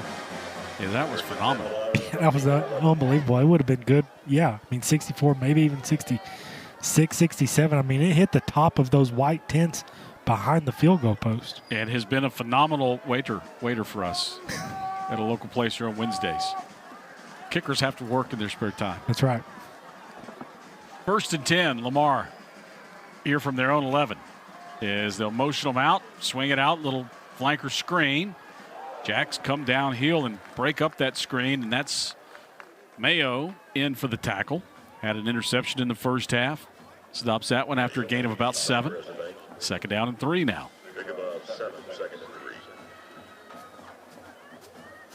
Cardinals, Robert Coleman, 7 of 10, 39 yards, 1 interception, but got a lot of work done with his legs. 4 carries, 31 yards for Coleman. His best night running the football so far this year for the Cardinals. They'll run it here. Nowhere to go. Second effort, though. McDowell this time gets it back to the line of scrimmage. He looked like he was going to be stopped for a loss of 2, and he'll hold that one to no gain. And now Lamar looks at 3rd down and 3 as Jacks fit that run front there a little bit better. Yeah, really McDowell did a great job of turning this into a positive play right there. That's a 3-yard loss, but it's his effort, his ability to keep his balance and keep his feet driving that keep this in that 3rd manageable situation. Eli Fields was right there and was going to drop that back around the 15-yard line, but this is a big play for the Cardinals. 3rd down and 3. SV defense rushes 4. Coleman steps up. He's hit in the pocket, now rolls out. Sets again, gives up some more ground, hit at the goal line, throws it away, incomplete. And he is slow to get up. as Coleman took a big hit. And Coleman gets up holding that left arm, and it is those typically don't look good. You see him kind of bounced around there. Victor Duce continues to give chase, and then he gets hit hard. That was Lawate Jerkin, who hits him right on the shoulder. That did not look good for the Lamar quarterback. And during that last timeout, we were watching here along the SFA sideline because we saw Gavin Rutherford, after he was run out of bounds on the Lamar sideline, he kind of limped back across the field. And we saw JT Kitna warming up here along the SFA sideline. Here's a kick down toward Mortimer, fielded on a bounce. Trying to get away from one man, does. Gets a block, midfield, Mortimer, 30-yard line, gets a block at the 25 and bugs Mortimer. Flips the field for SFA as he gets this one all the way back down inside the Cardinal 25-yard line. And that was just a phenomenal return. They've been doing these low line drive kicks all night, trying to make it so Bugs can't catch it clean and get a return. But right there, he manages to get it clean. And once he makes the first guy miss, he is very, very difficult to bring down in the open field. So he gives the Lumberjacks back a short field. And it is Sam Vidlak, isn't it? Yes, it is. It is Vidlak who comes out. He did not practice Thursday in shorts and a T-shirt. He'd been kind of nursing a sore shoulder. And we'll try to find out, as Nicole will try to find out what's wrong with Gavin Rutherford. But Vidlak comes on. And he will give it inside. And now the question will be, how limited is he? As Vidlak back out there gives it to Reese for a gain of about 2. And it's 2nd and 8 from the 23-yard line. Vidlak on the year, 65% completion percentage, almost 2,000 yards, 15 touchdowns, 6 interceptions on the season. And he'll wing it out right side. Kylan Harris makes a man miss, and Kylan down inside the 15 to the 14-yard line, 1st and 10. I guess the shoulder's okay. Yeah, looked great on that throw. Kind of easing himself into it with a short throw, but Kylan does the rest on the ground after the catch, and now it looks like Lamar's got a guy down. Yep, so the Cardinals with an injured defender, and this one looks like a cramp as his mates in the secondary just start to stretch it out before the trainers get there. And the trainers are running out going, no, don't touch him. Recognized injury for the defense was after the ball was set. By rule, Lamar has charged their first timeout of the second half. Timeout on the field. And we'll take it as well. 9 minutes to go. Third quarter, 16-7. SFA on the move. That ball wasn't set. The kid was down, but they didn't figure it out until apparently they had it set. So 1st and 10, Lumberjacks put a timeout. 9:01 to go. Back with more on ESPN. If you're looking for the right school, look beyond the numbers. You'll find a university that's ready to welcome you with open arms. You'll find SFA. Opportunity is always in bloom. You'll get to perform research alongside faculty members. And we never miss the chance to show off our lumberjack spirit! SFA is committed to providing truly transformational experiences. Oh, and one more thing. Act some jacks. Hey, what's up, roomie? I got us some Jersey Mike subs. Danny DeVito? Are you my freshman roommate? And that doesn't matter. This is a Jersey Mike's commercial where the subs matter most. I mean, look how big that is. We can eat that for lunch and for dinner. Hey, we eat that. Hey, who let the rents in? You want a Jersey Mike's? Introduce us to your new roommate. Mom, it's Danny DeVito. That's mine. Don't touch it. Where the subs matter most. It's a Jersey Mike's thing. A sub above. I have always enjoyed an active lifestyle, but the pain in my knees wore me down. The pain I experienced made it difficult to stand for even more than 5 minutes at a time. I was so tired of telling my grandsons, I can't play now, Nana's knees hurt. Then I had both knees replaced at Memorial, and now I'm back doing what I love, making pasta with my husband, hiking, and spending time with my grandkids. Next stop, Yellowstone. This is my life without joint pain. In my Louisiana, sunrise means fresh seafood on the table. My Louisiana, every meal is a celebration. My Louisiana really makes me wonder. Ours is fast! With real-life swamp creatures! In my Louisiana, music is a way of life. My Louisiana is sheer magic, from sun up to sundown. Till sunup again. What will your Louisiana be? When you find your Louisiana, you feed your soul. 9:01 to go third quarter. 1st and 10. Cardinals get charged with a timeout there. Sam Vidlak now on in relief of Gavin Rutherford. Sam wants to throw late over the middle, and that one broken up, thrown in the area of Kylan Harris, who was double covered there, and coming back in now is Gavin Rutherford. So Sam comes out. He comes on in relief there, and that one not thrown with quite as much zip as we normally saw with Vidlak. Yeah, he's not a guy that has thrown a lot of interceptions in his career. That's a ball that we don't typically see him throw. If we do, he normally puts it in the right position. You can see the shoulder bothering him. That one not even close. Rutherford back out there running as he'll keep it and gets it down to about the 9. And SFA will look at third down now and a full 5 yards here for the Lumberjacks. As the offense, Colby Carthel said to Nicole as he went in at halftime, what were the last 2 words he said? Finish. Right. Jack settled for a 50-plus yard field goal on their first possession in the third quarter. And right now you get to start to get the sense that if they can finish a drive, it would be a huge step toward winning this game here against the Cardinals. Yeah, and remember, as we're talking about quarterbacks being hurt, we saw Lamar's quarterback, Coleman, go down that last drive.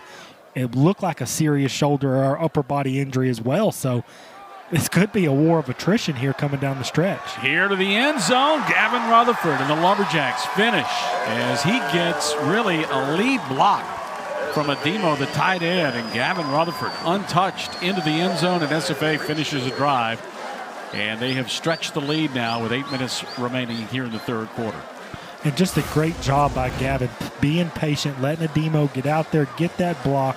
And then once he gets that block, you see him pick up another one, and he just walks into the end zone untouched. Ademo gets out there in front of him, turns around and looks over his shoulder like, come on, you coming? I think he was thinking, throw me the ball and let me get one of these touchdowns. So the Lumberjacks into the end zone as they await the extra point now. And Jacob Hand said, that's far too close for me to kick one. But Alvarado handled it. He knocks it through. And the Lumberjacks stretch the lead now. 23-7, 8:04 to go. We got another timeout here on the field. Third quarter action. Lumberjacks try to remain perfect in the Southland Conference. They lead 23-7 over the Lamar Cardinals. Southland football returns after this on ESPN.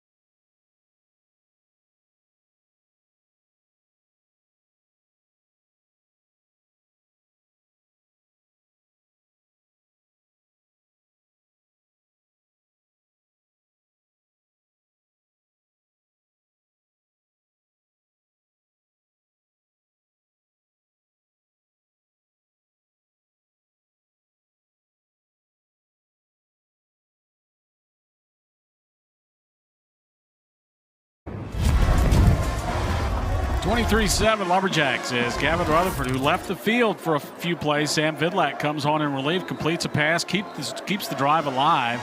And then Rutherford returns. They run basically a quarterback sweep with a lead blocker from the tight end. Well designed. And Rutherford completes the drive, and the Lumberjacks now lead 23-7. As we'll find out here in a moment if Robert Coleman will return. Aiden McCown, we talked about it when we began. We thought we would see two quarterbacks by design. Probably, Pete Rossamato hoping he would be forced into it, but Aiden McCown has appeared in 9 games, thrown for almost 1,000 yards. He's also rushed for another 160-plus yards. As Hand sails this one 2 yards deep, they'll come out at the 10. Hit, breaks a tackle out to the 20 and drop there as the Cardinals return one from 2 yards deep, trying to make something happen. Good coverage downfield, holds them at the 20-yard line. Cardinals will start out there 1st and 10. From their own 20-yard line, and we'll find out if it's Coleman or Aiden McCown, the sophomore from Rusk, Texas. And when you hear that name McCown in East Texas, there's a long line of quarterbacks coming out of the East Texas area. Here's another one. Aiden McCown. As Cade McCown, I think there are 3 brothers, and this is the 2nd generation now. Right. Of McCowns. And he is out of Rusk and a sophomore here playing for the Lamar Cardinals. So 1st and 10 now. McCown at the controls. Short set, pulls it down. Flushed, still looking to throw, and then will bench this one as he had nobody out open and nowhere to go with it. As the Lumberjacks did a good job. They're getting a great push and just really good discipline. There's Aiden McCown, his numbers, 63% completion. Almost 1,000 yards, 7 touchdowns, 4 interceptions. Yeah, and both teams doing a fantastic job of getting pressure on the quarterback with just their front 4, sometimes even just their front 3. They're not having to bring extra guys from the second level to get pressure on the opposing quarterback. 2nd down and 10 now here for the Cardinals, and they'll run it inside. And not much there. In fact, no gain, I don't believe, as the Lumberjacks wrap it up, push it back, and there again is Victor Aduse at the bottom of the pile. And Coleman was having a great night on the ground, and that was really more or less the only kind of consistent offense Lamar could get going. We talked about McCowan coming into this game. We thought he might be the more mobile of the 2. We expected to see him. We haven't seen him until tonight. Can he get his legs going and pick up where Coleman left off? Michael Woods out there right now in the middle of that defense is a middle linebacker here.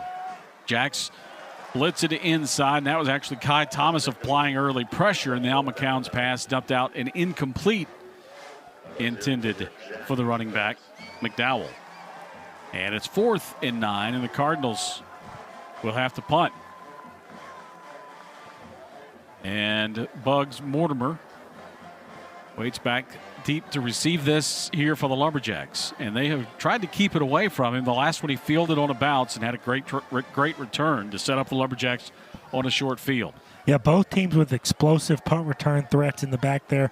So you've seen both teams try to keep it away from him. Here again, another one of those low-line drives to try and keep it so the Bugs can't catch it. And this one downfield, I don't think it hit anybody, but man, that thing was head high. And that's one that you're hoping that if you're the coverage team or the punt return team, that you just hope everybody gets out of the way. And apparently it's untouched and will be down there by the Cardinals. So the Lumberjacks, good field position, take over at their own 41-yard line. As you see Gavin Rutherford in that huddle there for SFA. Out for a play or two, back in there now at quarterback, and a touchdown run a moment ago for him to cap that scoring drive for the Lumberjacks. As he is back to work there with Wembley in the backfield with him. LeVar Lindo now at tight ends, flips over there to the top of the screen. 2 receivers out wide of him, and they'll run it that way to the power side. Wembley with a little crease. Wembley across midfield and all the way down to the Lamar 47-yard line, and Wembley will pick up 13 yards as they give him the 46-yard line on that carry, and Wembley with one of his better carries of the night. Yeah, and again, it's a war of attrition. At this point, that defense for Lamar is getting worn out. They have been on the field a lot. Time of possession is beginning to get skewed the SFA way, so you can see hands on hips for that Lamar defense. They're getting tired, and now it's not going to be surprising if you see some more of those big runs up the middle.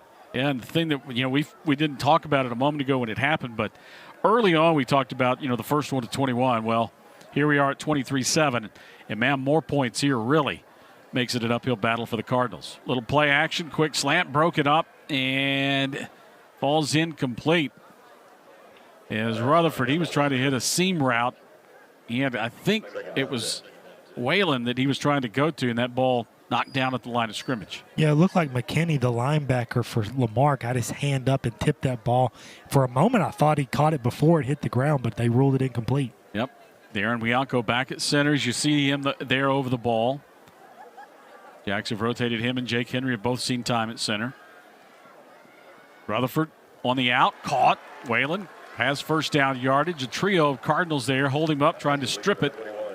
As Whalen will hang on. His grandfather played at Stephen F. Austin even before I was here, which is a long time ago. I'm not sure when his pops played here, but a while back.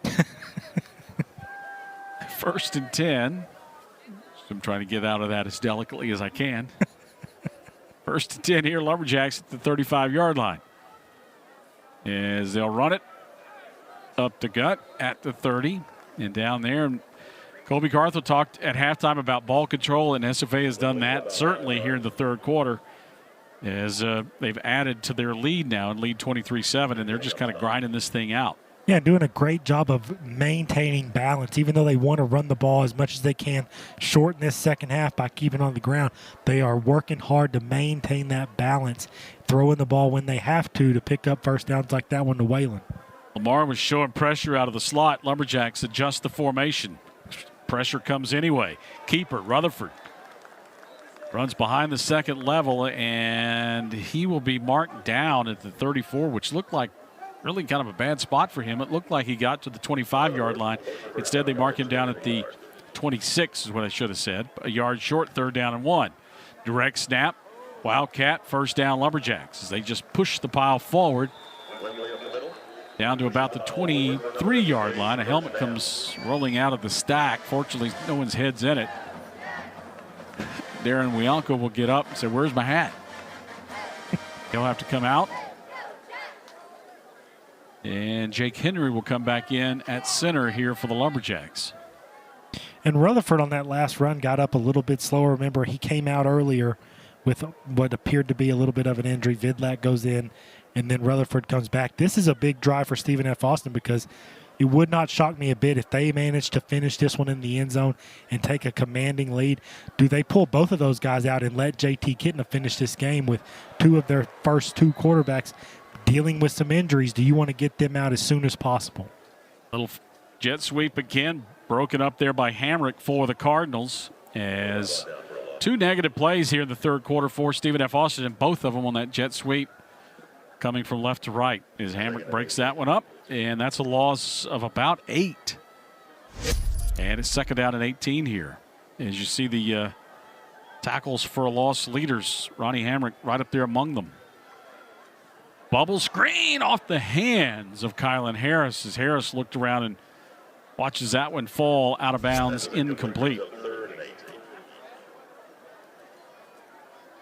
So 3rd and long now for the Lumberjacks. And Jacob Hand somewhere licking his chops, because this perhaps gives him another opportunity for another long field goal here. But 3rd down and 18 for the Lumberjacks. Connected on 56 from 56 yards a bit earlier. Here's Jenkins. Left side, gets it down inside the 25-yard line to the 24. Still well short of the yardage needed. Gets about 7. And that will bring up 4th and 11. And with that gain, Alvarado comes out, and I believe the official said timeout. He did say injury timeout, but the injured player got up and jogged off on his own, so okay. I don't think it's going to hold. Yeah. So the Lumberjacks, they'll reset the play clock now, and Alvarado will come out and attempt a 42-yarder, which would be the fourth field goal of the night for the Lumberjacks. Alvarado with 2, Jacob Hand with the 56-yarder a moment ago, which was the second longest in Lumberjack history and the longest since 1991.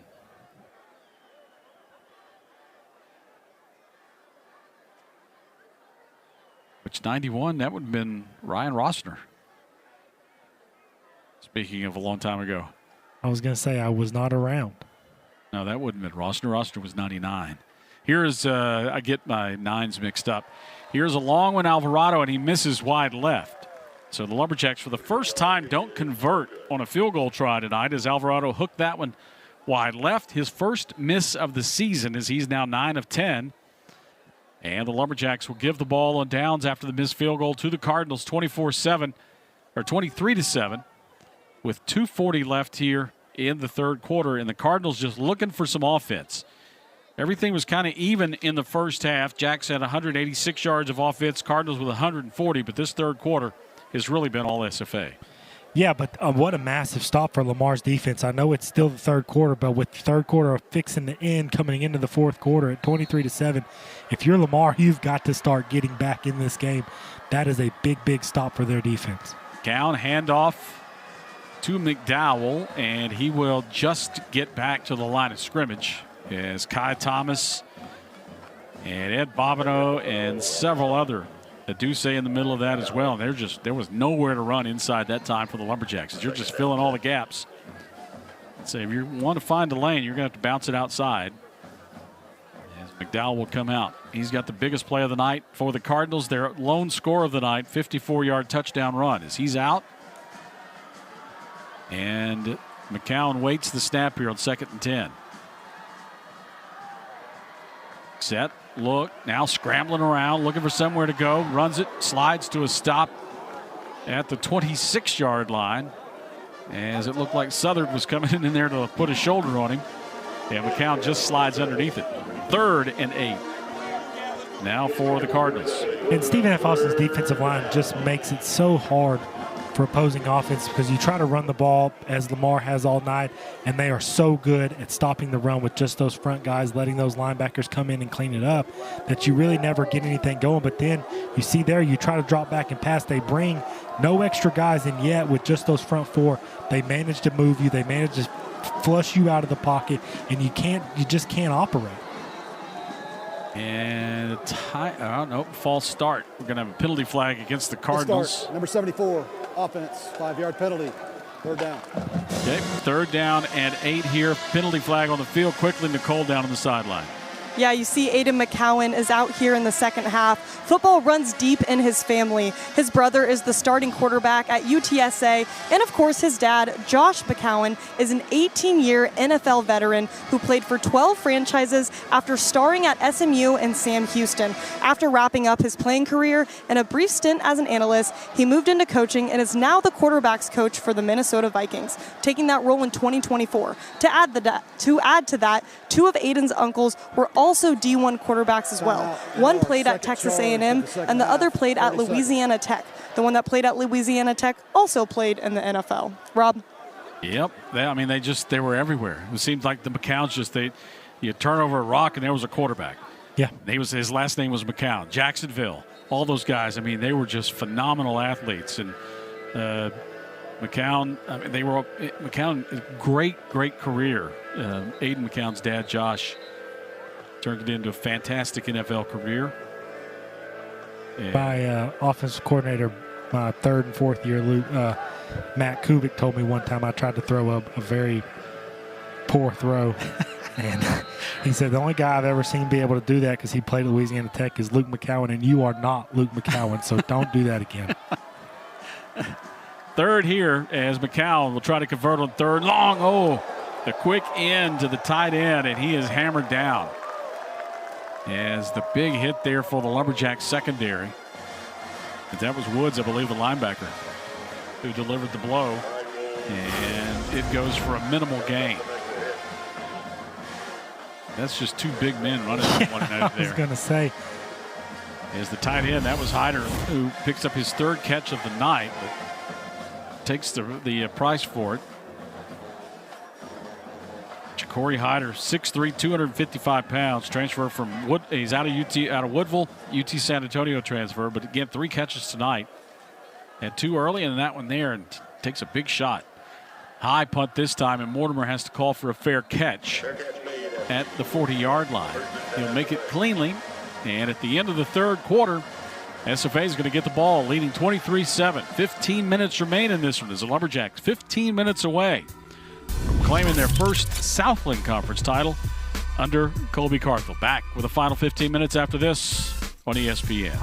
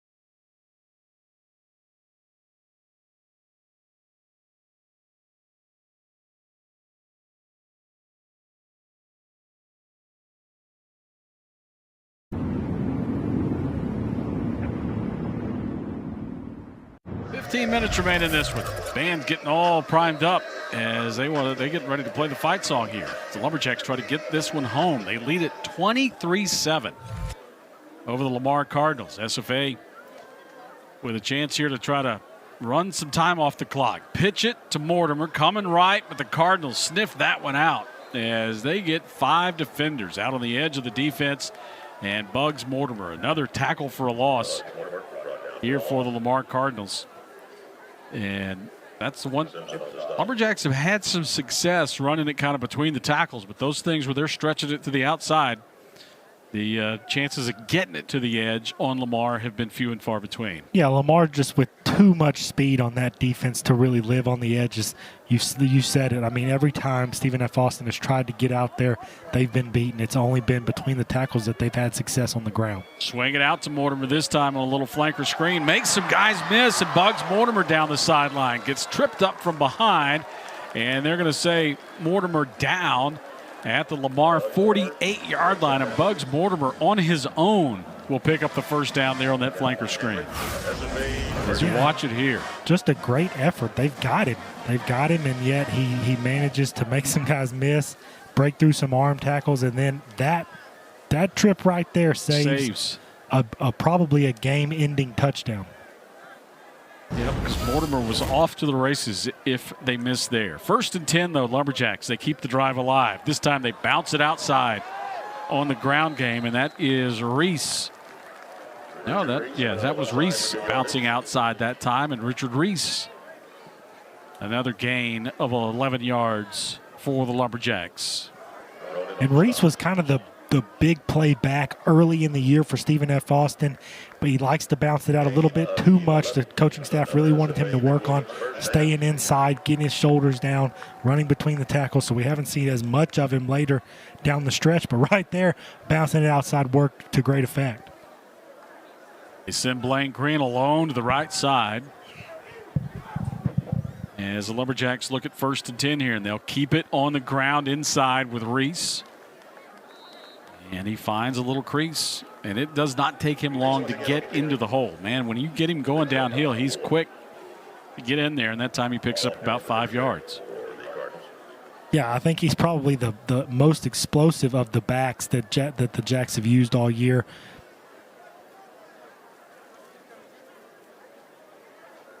He gets stays in the huddle here as, again, SFA starts to take some time.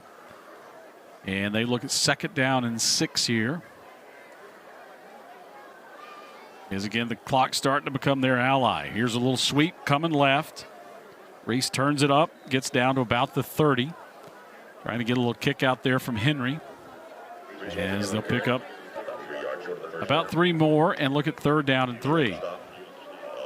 As we head down the stretch here, again, FCS playoffs, everybody looking at things here on this Saturday night.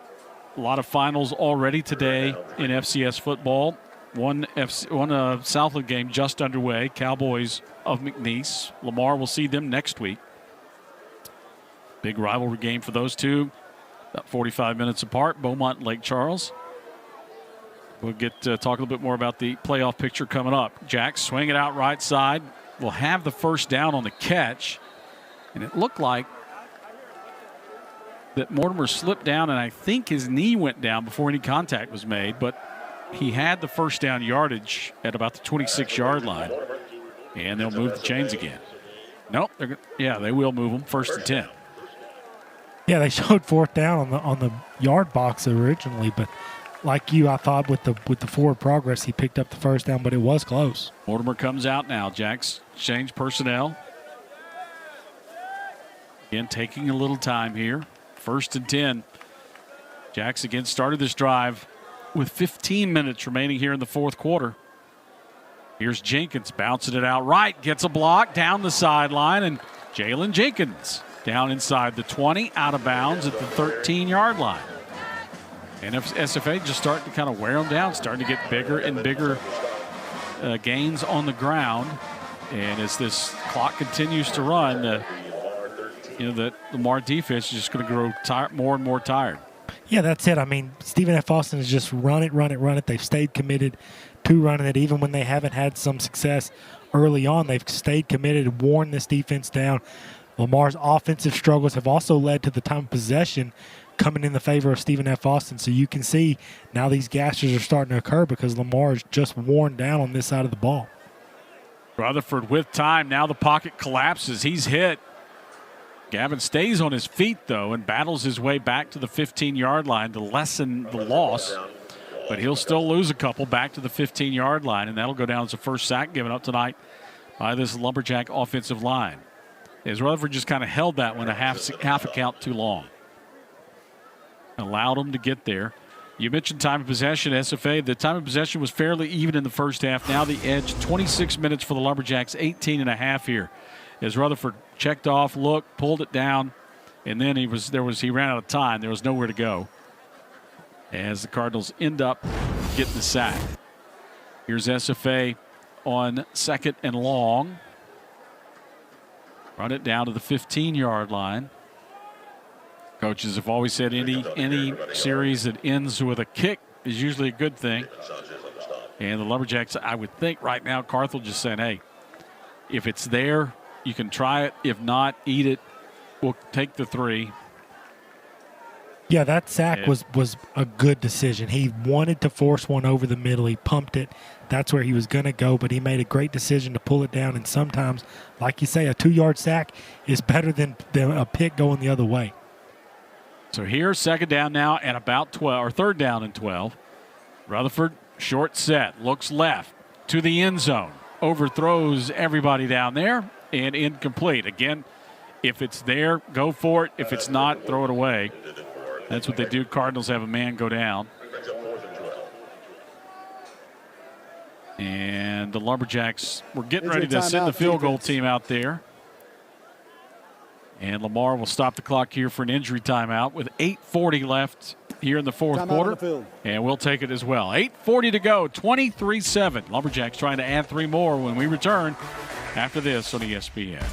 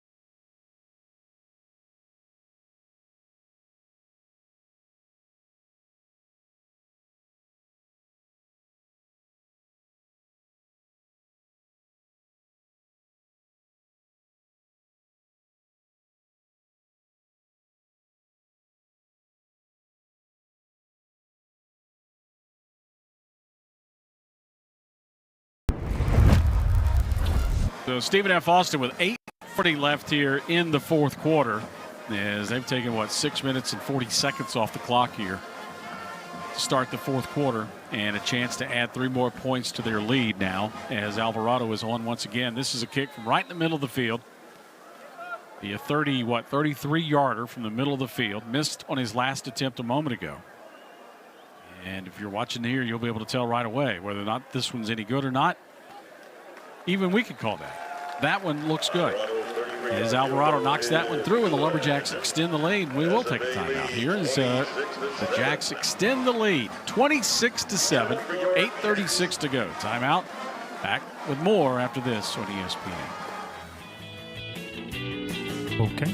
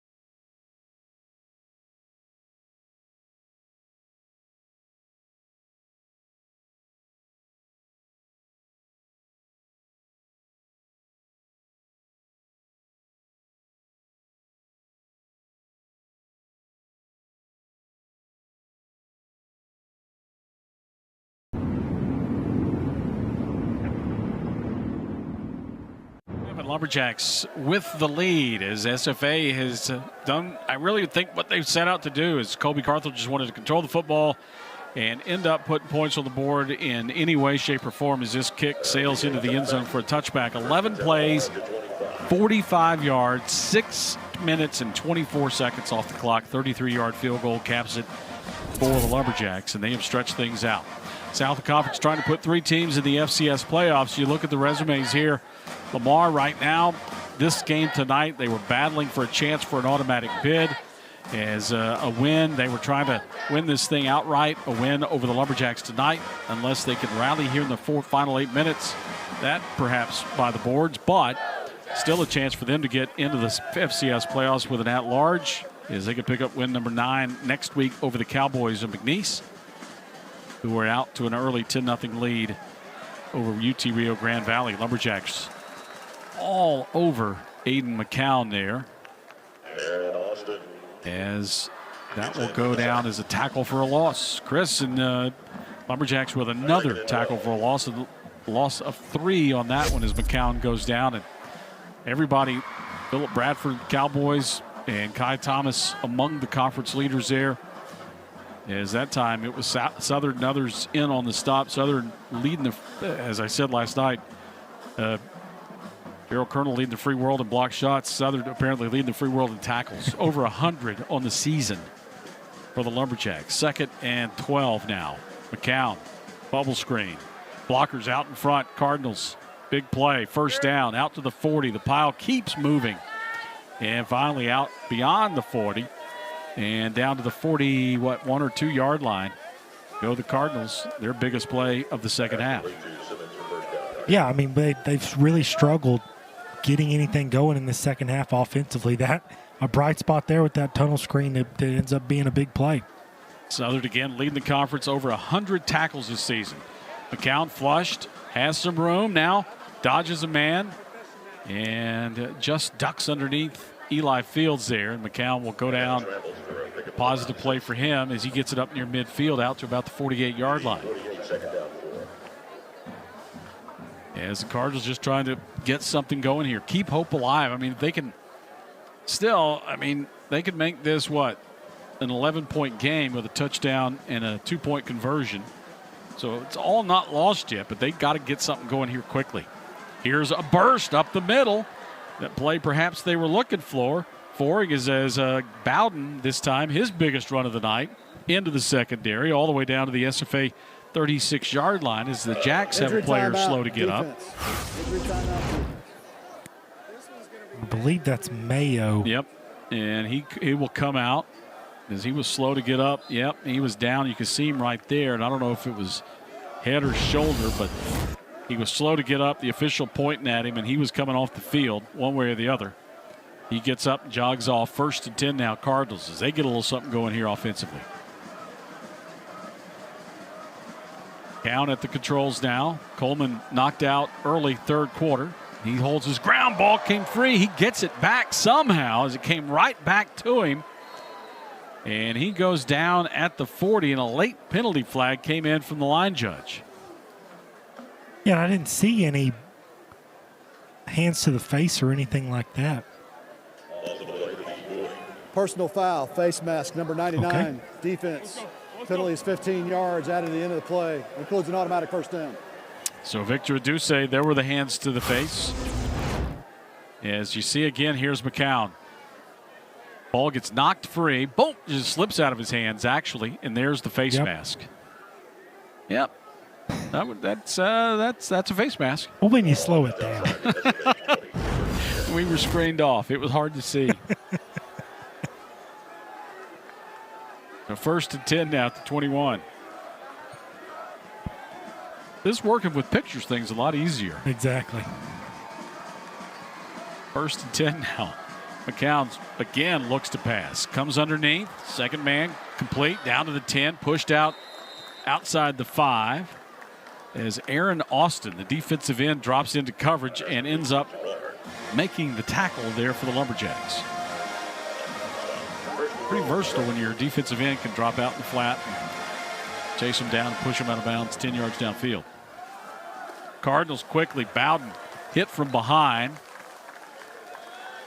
As I think that's Mayo again. Yep, he was back out there. Mayo with the tackle there.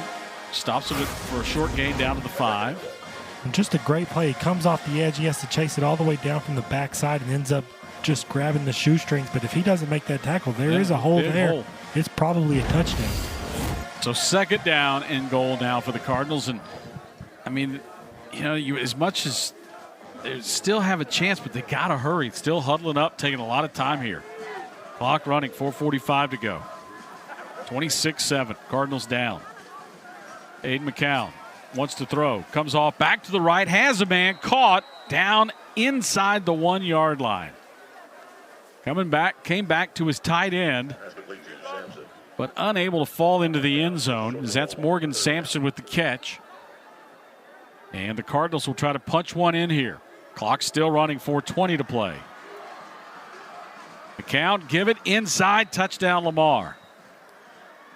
As they'll get their 2nd rushing touchdown of the night, Xavier Coleman with the rushing touchdown. And with 4:14 to left, you would think Lamar will go for 2 here. Yeah, it looks like they're trying to set something up. And they're going to have to call the timeout. Play clock is running, still 18 to go, but they got some time.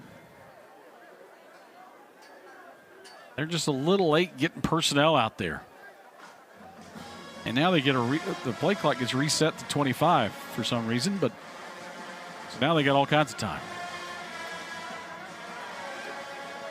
So McCown, fake it, pitch it, end around, and they're going to walk this in. 2-point conversion is good for the Cardinals. So when you thought they might be down and out, they bring it back to an 11-point game, 2-possession game here. 26-15 as we get a timeout on the field. Timeout. Cardinals cut the lead, 26-15, 4:14 to go. Back with more on ESPN.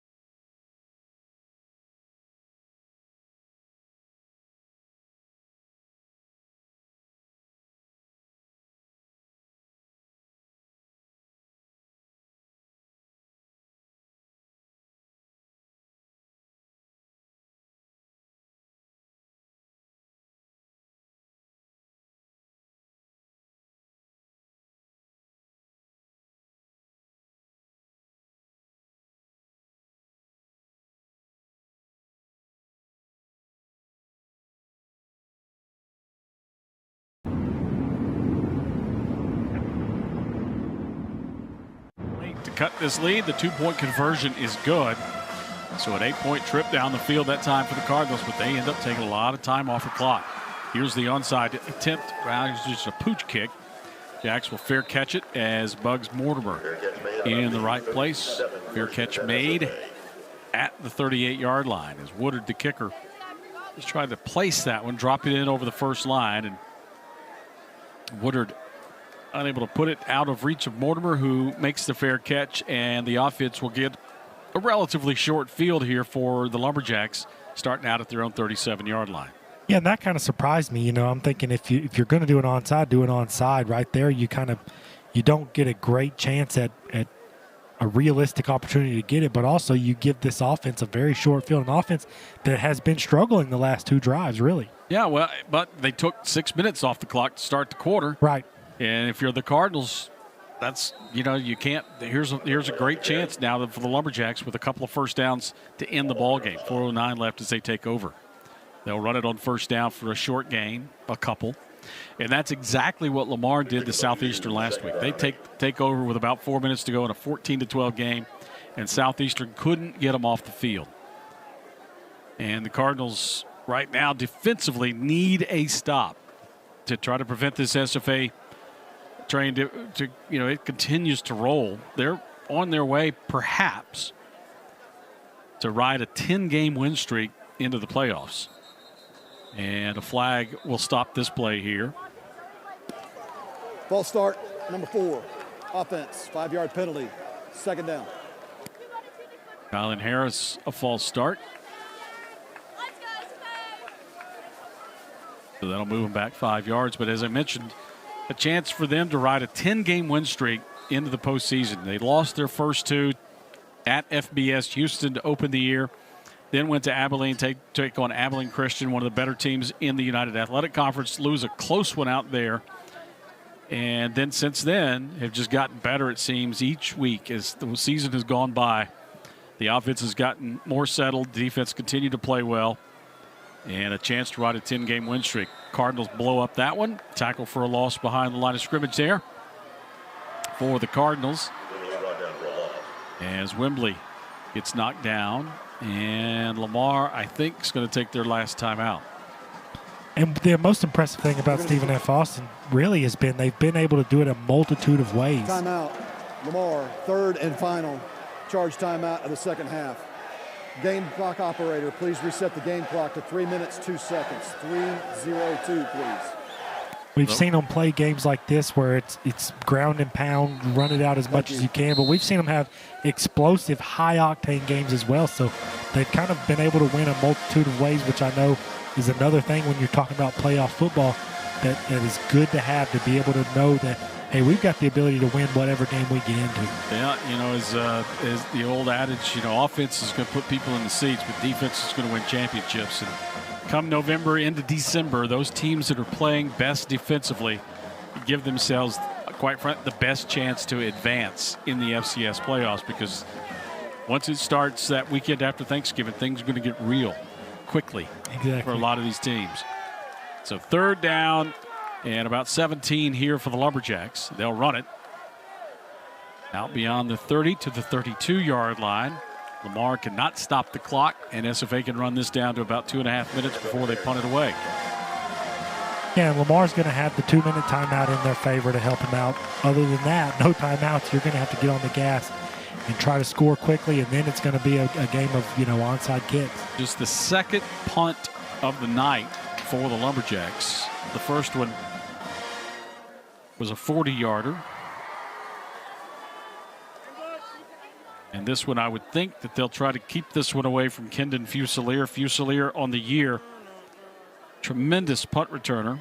He's returned 14 punts, 19-yard average, 1 touchdown, that an 88-yarder. Stephen F. Austin, first charged of the second half. This is a 30-second timeout.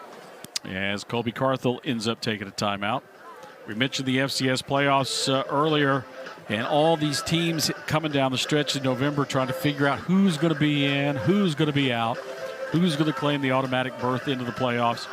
And if you're one of those bubble teams, like these folks right here, these folks are hoping that the people, those regular season conference champs that are projected to win the automatic berth, that they get it. And they don't take up, because what these guys are hoping really is to weasel their way in there and grab one of those automatic berths and then keep one of those 9-win teams, and I say weasel in, but you know what I'm saying, back into the playoffs. And but that's the way that teams get knocked out, is somebody claims an automatic berth, and then one of the at-larges goes to a 9-win team that you thought was getting in on their own. Here's Fusilier in an open field. hit from behind and down at the 45-yard line, but a penalty flag back at about the 30-yard line, and I think this might come back a block in the back. A Fusilier, a good punt return. But the point I was trying to make was that the projected automatic berth winners, if they go ahead and claim them, then the field kind of settles itself. These are the best. Return, illegal block in the back. Number 41, receiving team. Penalty is 10 yards from the spot of the foul. First down, Lamar. So instead of having it up near the 45, they'll start back inside or around their own 20-yard line, the Cardinals. As you see the punt here. And the return, the block right there, I guess, was the block in the back. Right there. Yep. Oh, that was, looked like he kind of tried to pull off it, but nevertheless, a penalty flag thrown, and the Cardinals start out back near their own 20. So a long field for the Cardinals with 2:05 left to go. Down 2 scores, 26-15. Swing it out, deep route, far sideline, caught and out of bounds. Enough for the first down, and they'll get an extra play as they get out and stop the clock with 2:01 left. Nice catch going out of bounds over there for Isaiah Jones. Game clock operator, please reset the game clock to 2 minutes. This is the 2-minute timeout. So they wound the clock and get it to the 2-minute timeout. 2 minutes left, 26-15, timeout on the field. Back with the conclusion in Nacogdoches after this on ESPN.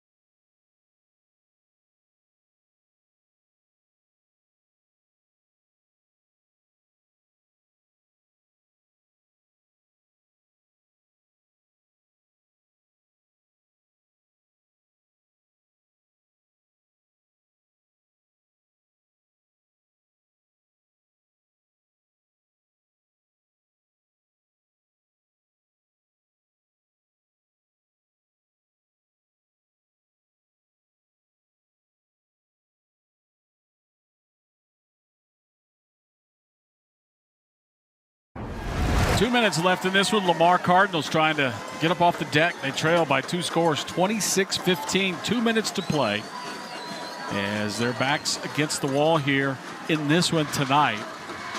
This one began with both these teams trying to win a Southland Conference championship. The Lumberjacks 2 minutes away, taking another step to remain undefeated in conference play.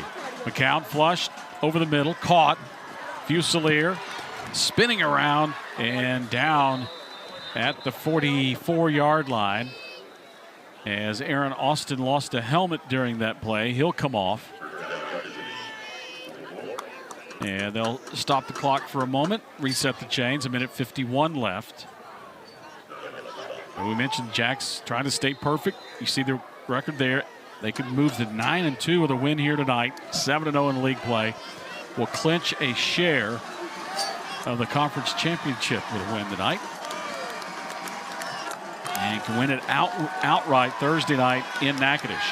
Here's McCown, flushed, running up the middle, across midfield and down, short of first down yardage at the 47.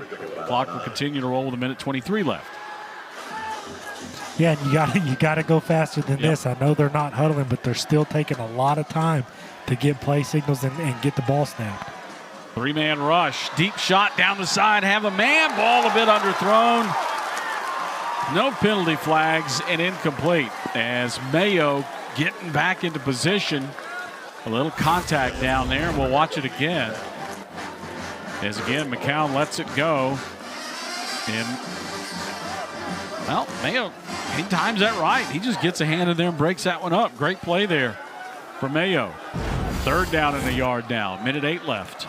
Yeah, and I mean, had the guy just a little bit late on the throw, which leaves it a little bit behind the receiver, if he's half a second earlier on that throw, that's probably a touchdown. Second charge of the second half. So SFA takes their second timeout, trying to make sure they get everybody on the right page here defensively, because that time Lamar 2 steps behind everybody on the defensive side of the ball. Yeah, and you can see, I mean, this defense is worn out. Offense did not take a lot of time off right there that last series for Stephen F. Austin, so defense is back out on the field. They're worn down, they're tired. They're trying to get this final stop to put this one to bed. SFA volleyball earlier today. As you see, the last 4 years, the champions, Incarnate Word, 3 of the last 4 Southland Conference championships. Nichols in 23 was able to claim the conference championship, and SFA trying to claim their first after spending a few years in the Western Athletic Conference and then the United Athletic Conference on the football side. Here's McCown, drops back, nobody open, now to his left. Finds a man along the sideline, caught and out of bounds. First down, Lamar at the SFA 43. But again, Incarnate Word, 3 of the last 4, and they're out of the picture this year. And Southeastern knocked them off earlier this afternoon. Lions remain alive for a possible berth. They could pick up the regular season win number 9 next week. Out of the conference championship picture. Complete over the middle, caught at the 39. But Lamar starting to run short of time. 50 seconds, clock running. Malachi Williams there on the stop for the Lumberjacks. SFA sideline right now just kind of tense. They just get a stop. Lamar settles back underneath. Tackle made. Southern as Bowden will go down. Clock will continue to run. Ball at the 35-yard line. 30 seconds left now. This defense right now, you can see them at the line of scrimmage just kind of kneeling down. They're aghast. Not getting much push right now. Aaron Austin, though, breaks free. McCown flushed out, caught, and out of bounds with a first down. Short of the first down. Short of the first down at the 35-yard line. I think he thought the down box was a yard marker or the chains, and they step out of bounds. Yeah, maybe he didn't realize it was 3rd down, but now you got 4th and 3. I mean, this is a big down. Yep, a chance to stay alive. 4th and 2, 14 seconds left. Is now the sideline starting to get amped up again. They're starting to chase Carthel down with a bucket of water. Here's McCown, dump it over the middle, short, incomplete. SFA will take over. And now the sideline begins to, now they sense it. They're going to win this one here over the Cardinals, as they only have to snap it one time. And SFA will claim its first Southland Conference title under Colby Carthel. They won a Western Athletic Conference title back in 22.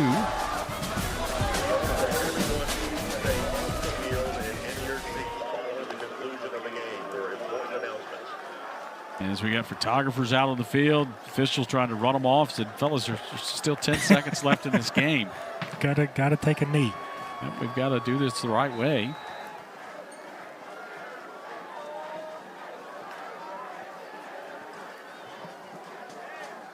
Photographer said, but I have a credential. So there's the knee, and there's the championship. Southland Conference champions, Lumberjacks. Stay perfect. They can win it outright with a win Thursday night in Natchitoches, Louisiana, over the Demons. We'll get an update on them in a few moments. Volleyball with a championship earlier today on the SFA campus. And now football completes the sweep here on this Saturday in November, as they clinch a share of the conference championship, outright champions with a win Thursday night in Natchitoches against the Demons Northwestern State. That one will kick Thursday night at 6:30 as Nicole has Colby Carthel down at midfield. Nicole, you ready? Coach, champions, how I love this thing. Coach, for everybody that touches the program, it's unreal. That's why they all stayed, and that's the result right there. All these kids stayed, turned down all that money to be a part of something special. We got the worst locker room, but the best people in it, and they're champions. Now that you got does it give your team heading into the postseason? Yeah, we take it one game at a time. This wasn't a win at all costs. We want to be the best version of the 2025 Lumberjacks we can be. This was another team in the way, and we're ready for the next. Get you some of that right there. We got another one on Thursday. It feels great. It feels great. Get some more. Let's go. We're champions. Rob, back to you. There you go. So Carthel says, measure them up, fellas, as they will they will celebrate. As Vern Lundquist said several years ago, they are dancing in Nacogdoches tonight. And they will tonight. Lumberjacks win it 26-15 over the Cardinals. They wrap up their regular season Thursday night against Northwestern State in Natchitoches. 6:30 the kick. Cardinals will take on the Cowboys of McNeese State. As all right, the Cowboys again and Cardinals Saturday afternoon wrap up their regular season. With the win, Lamar could get in with 9 into the FCS playoffs. Southland still a great chance to put 3 teams in the postseason play. Congratulations to the Lumberjacks. For Hunter Taylor, Nicole Beckelman, I'm Rob Myers. Thank all of you for watching. This has been a production of ESPN.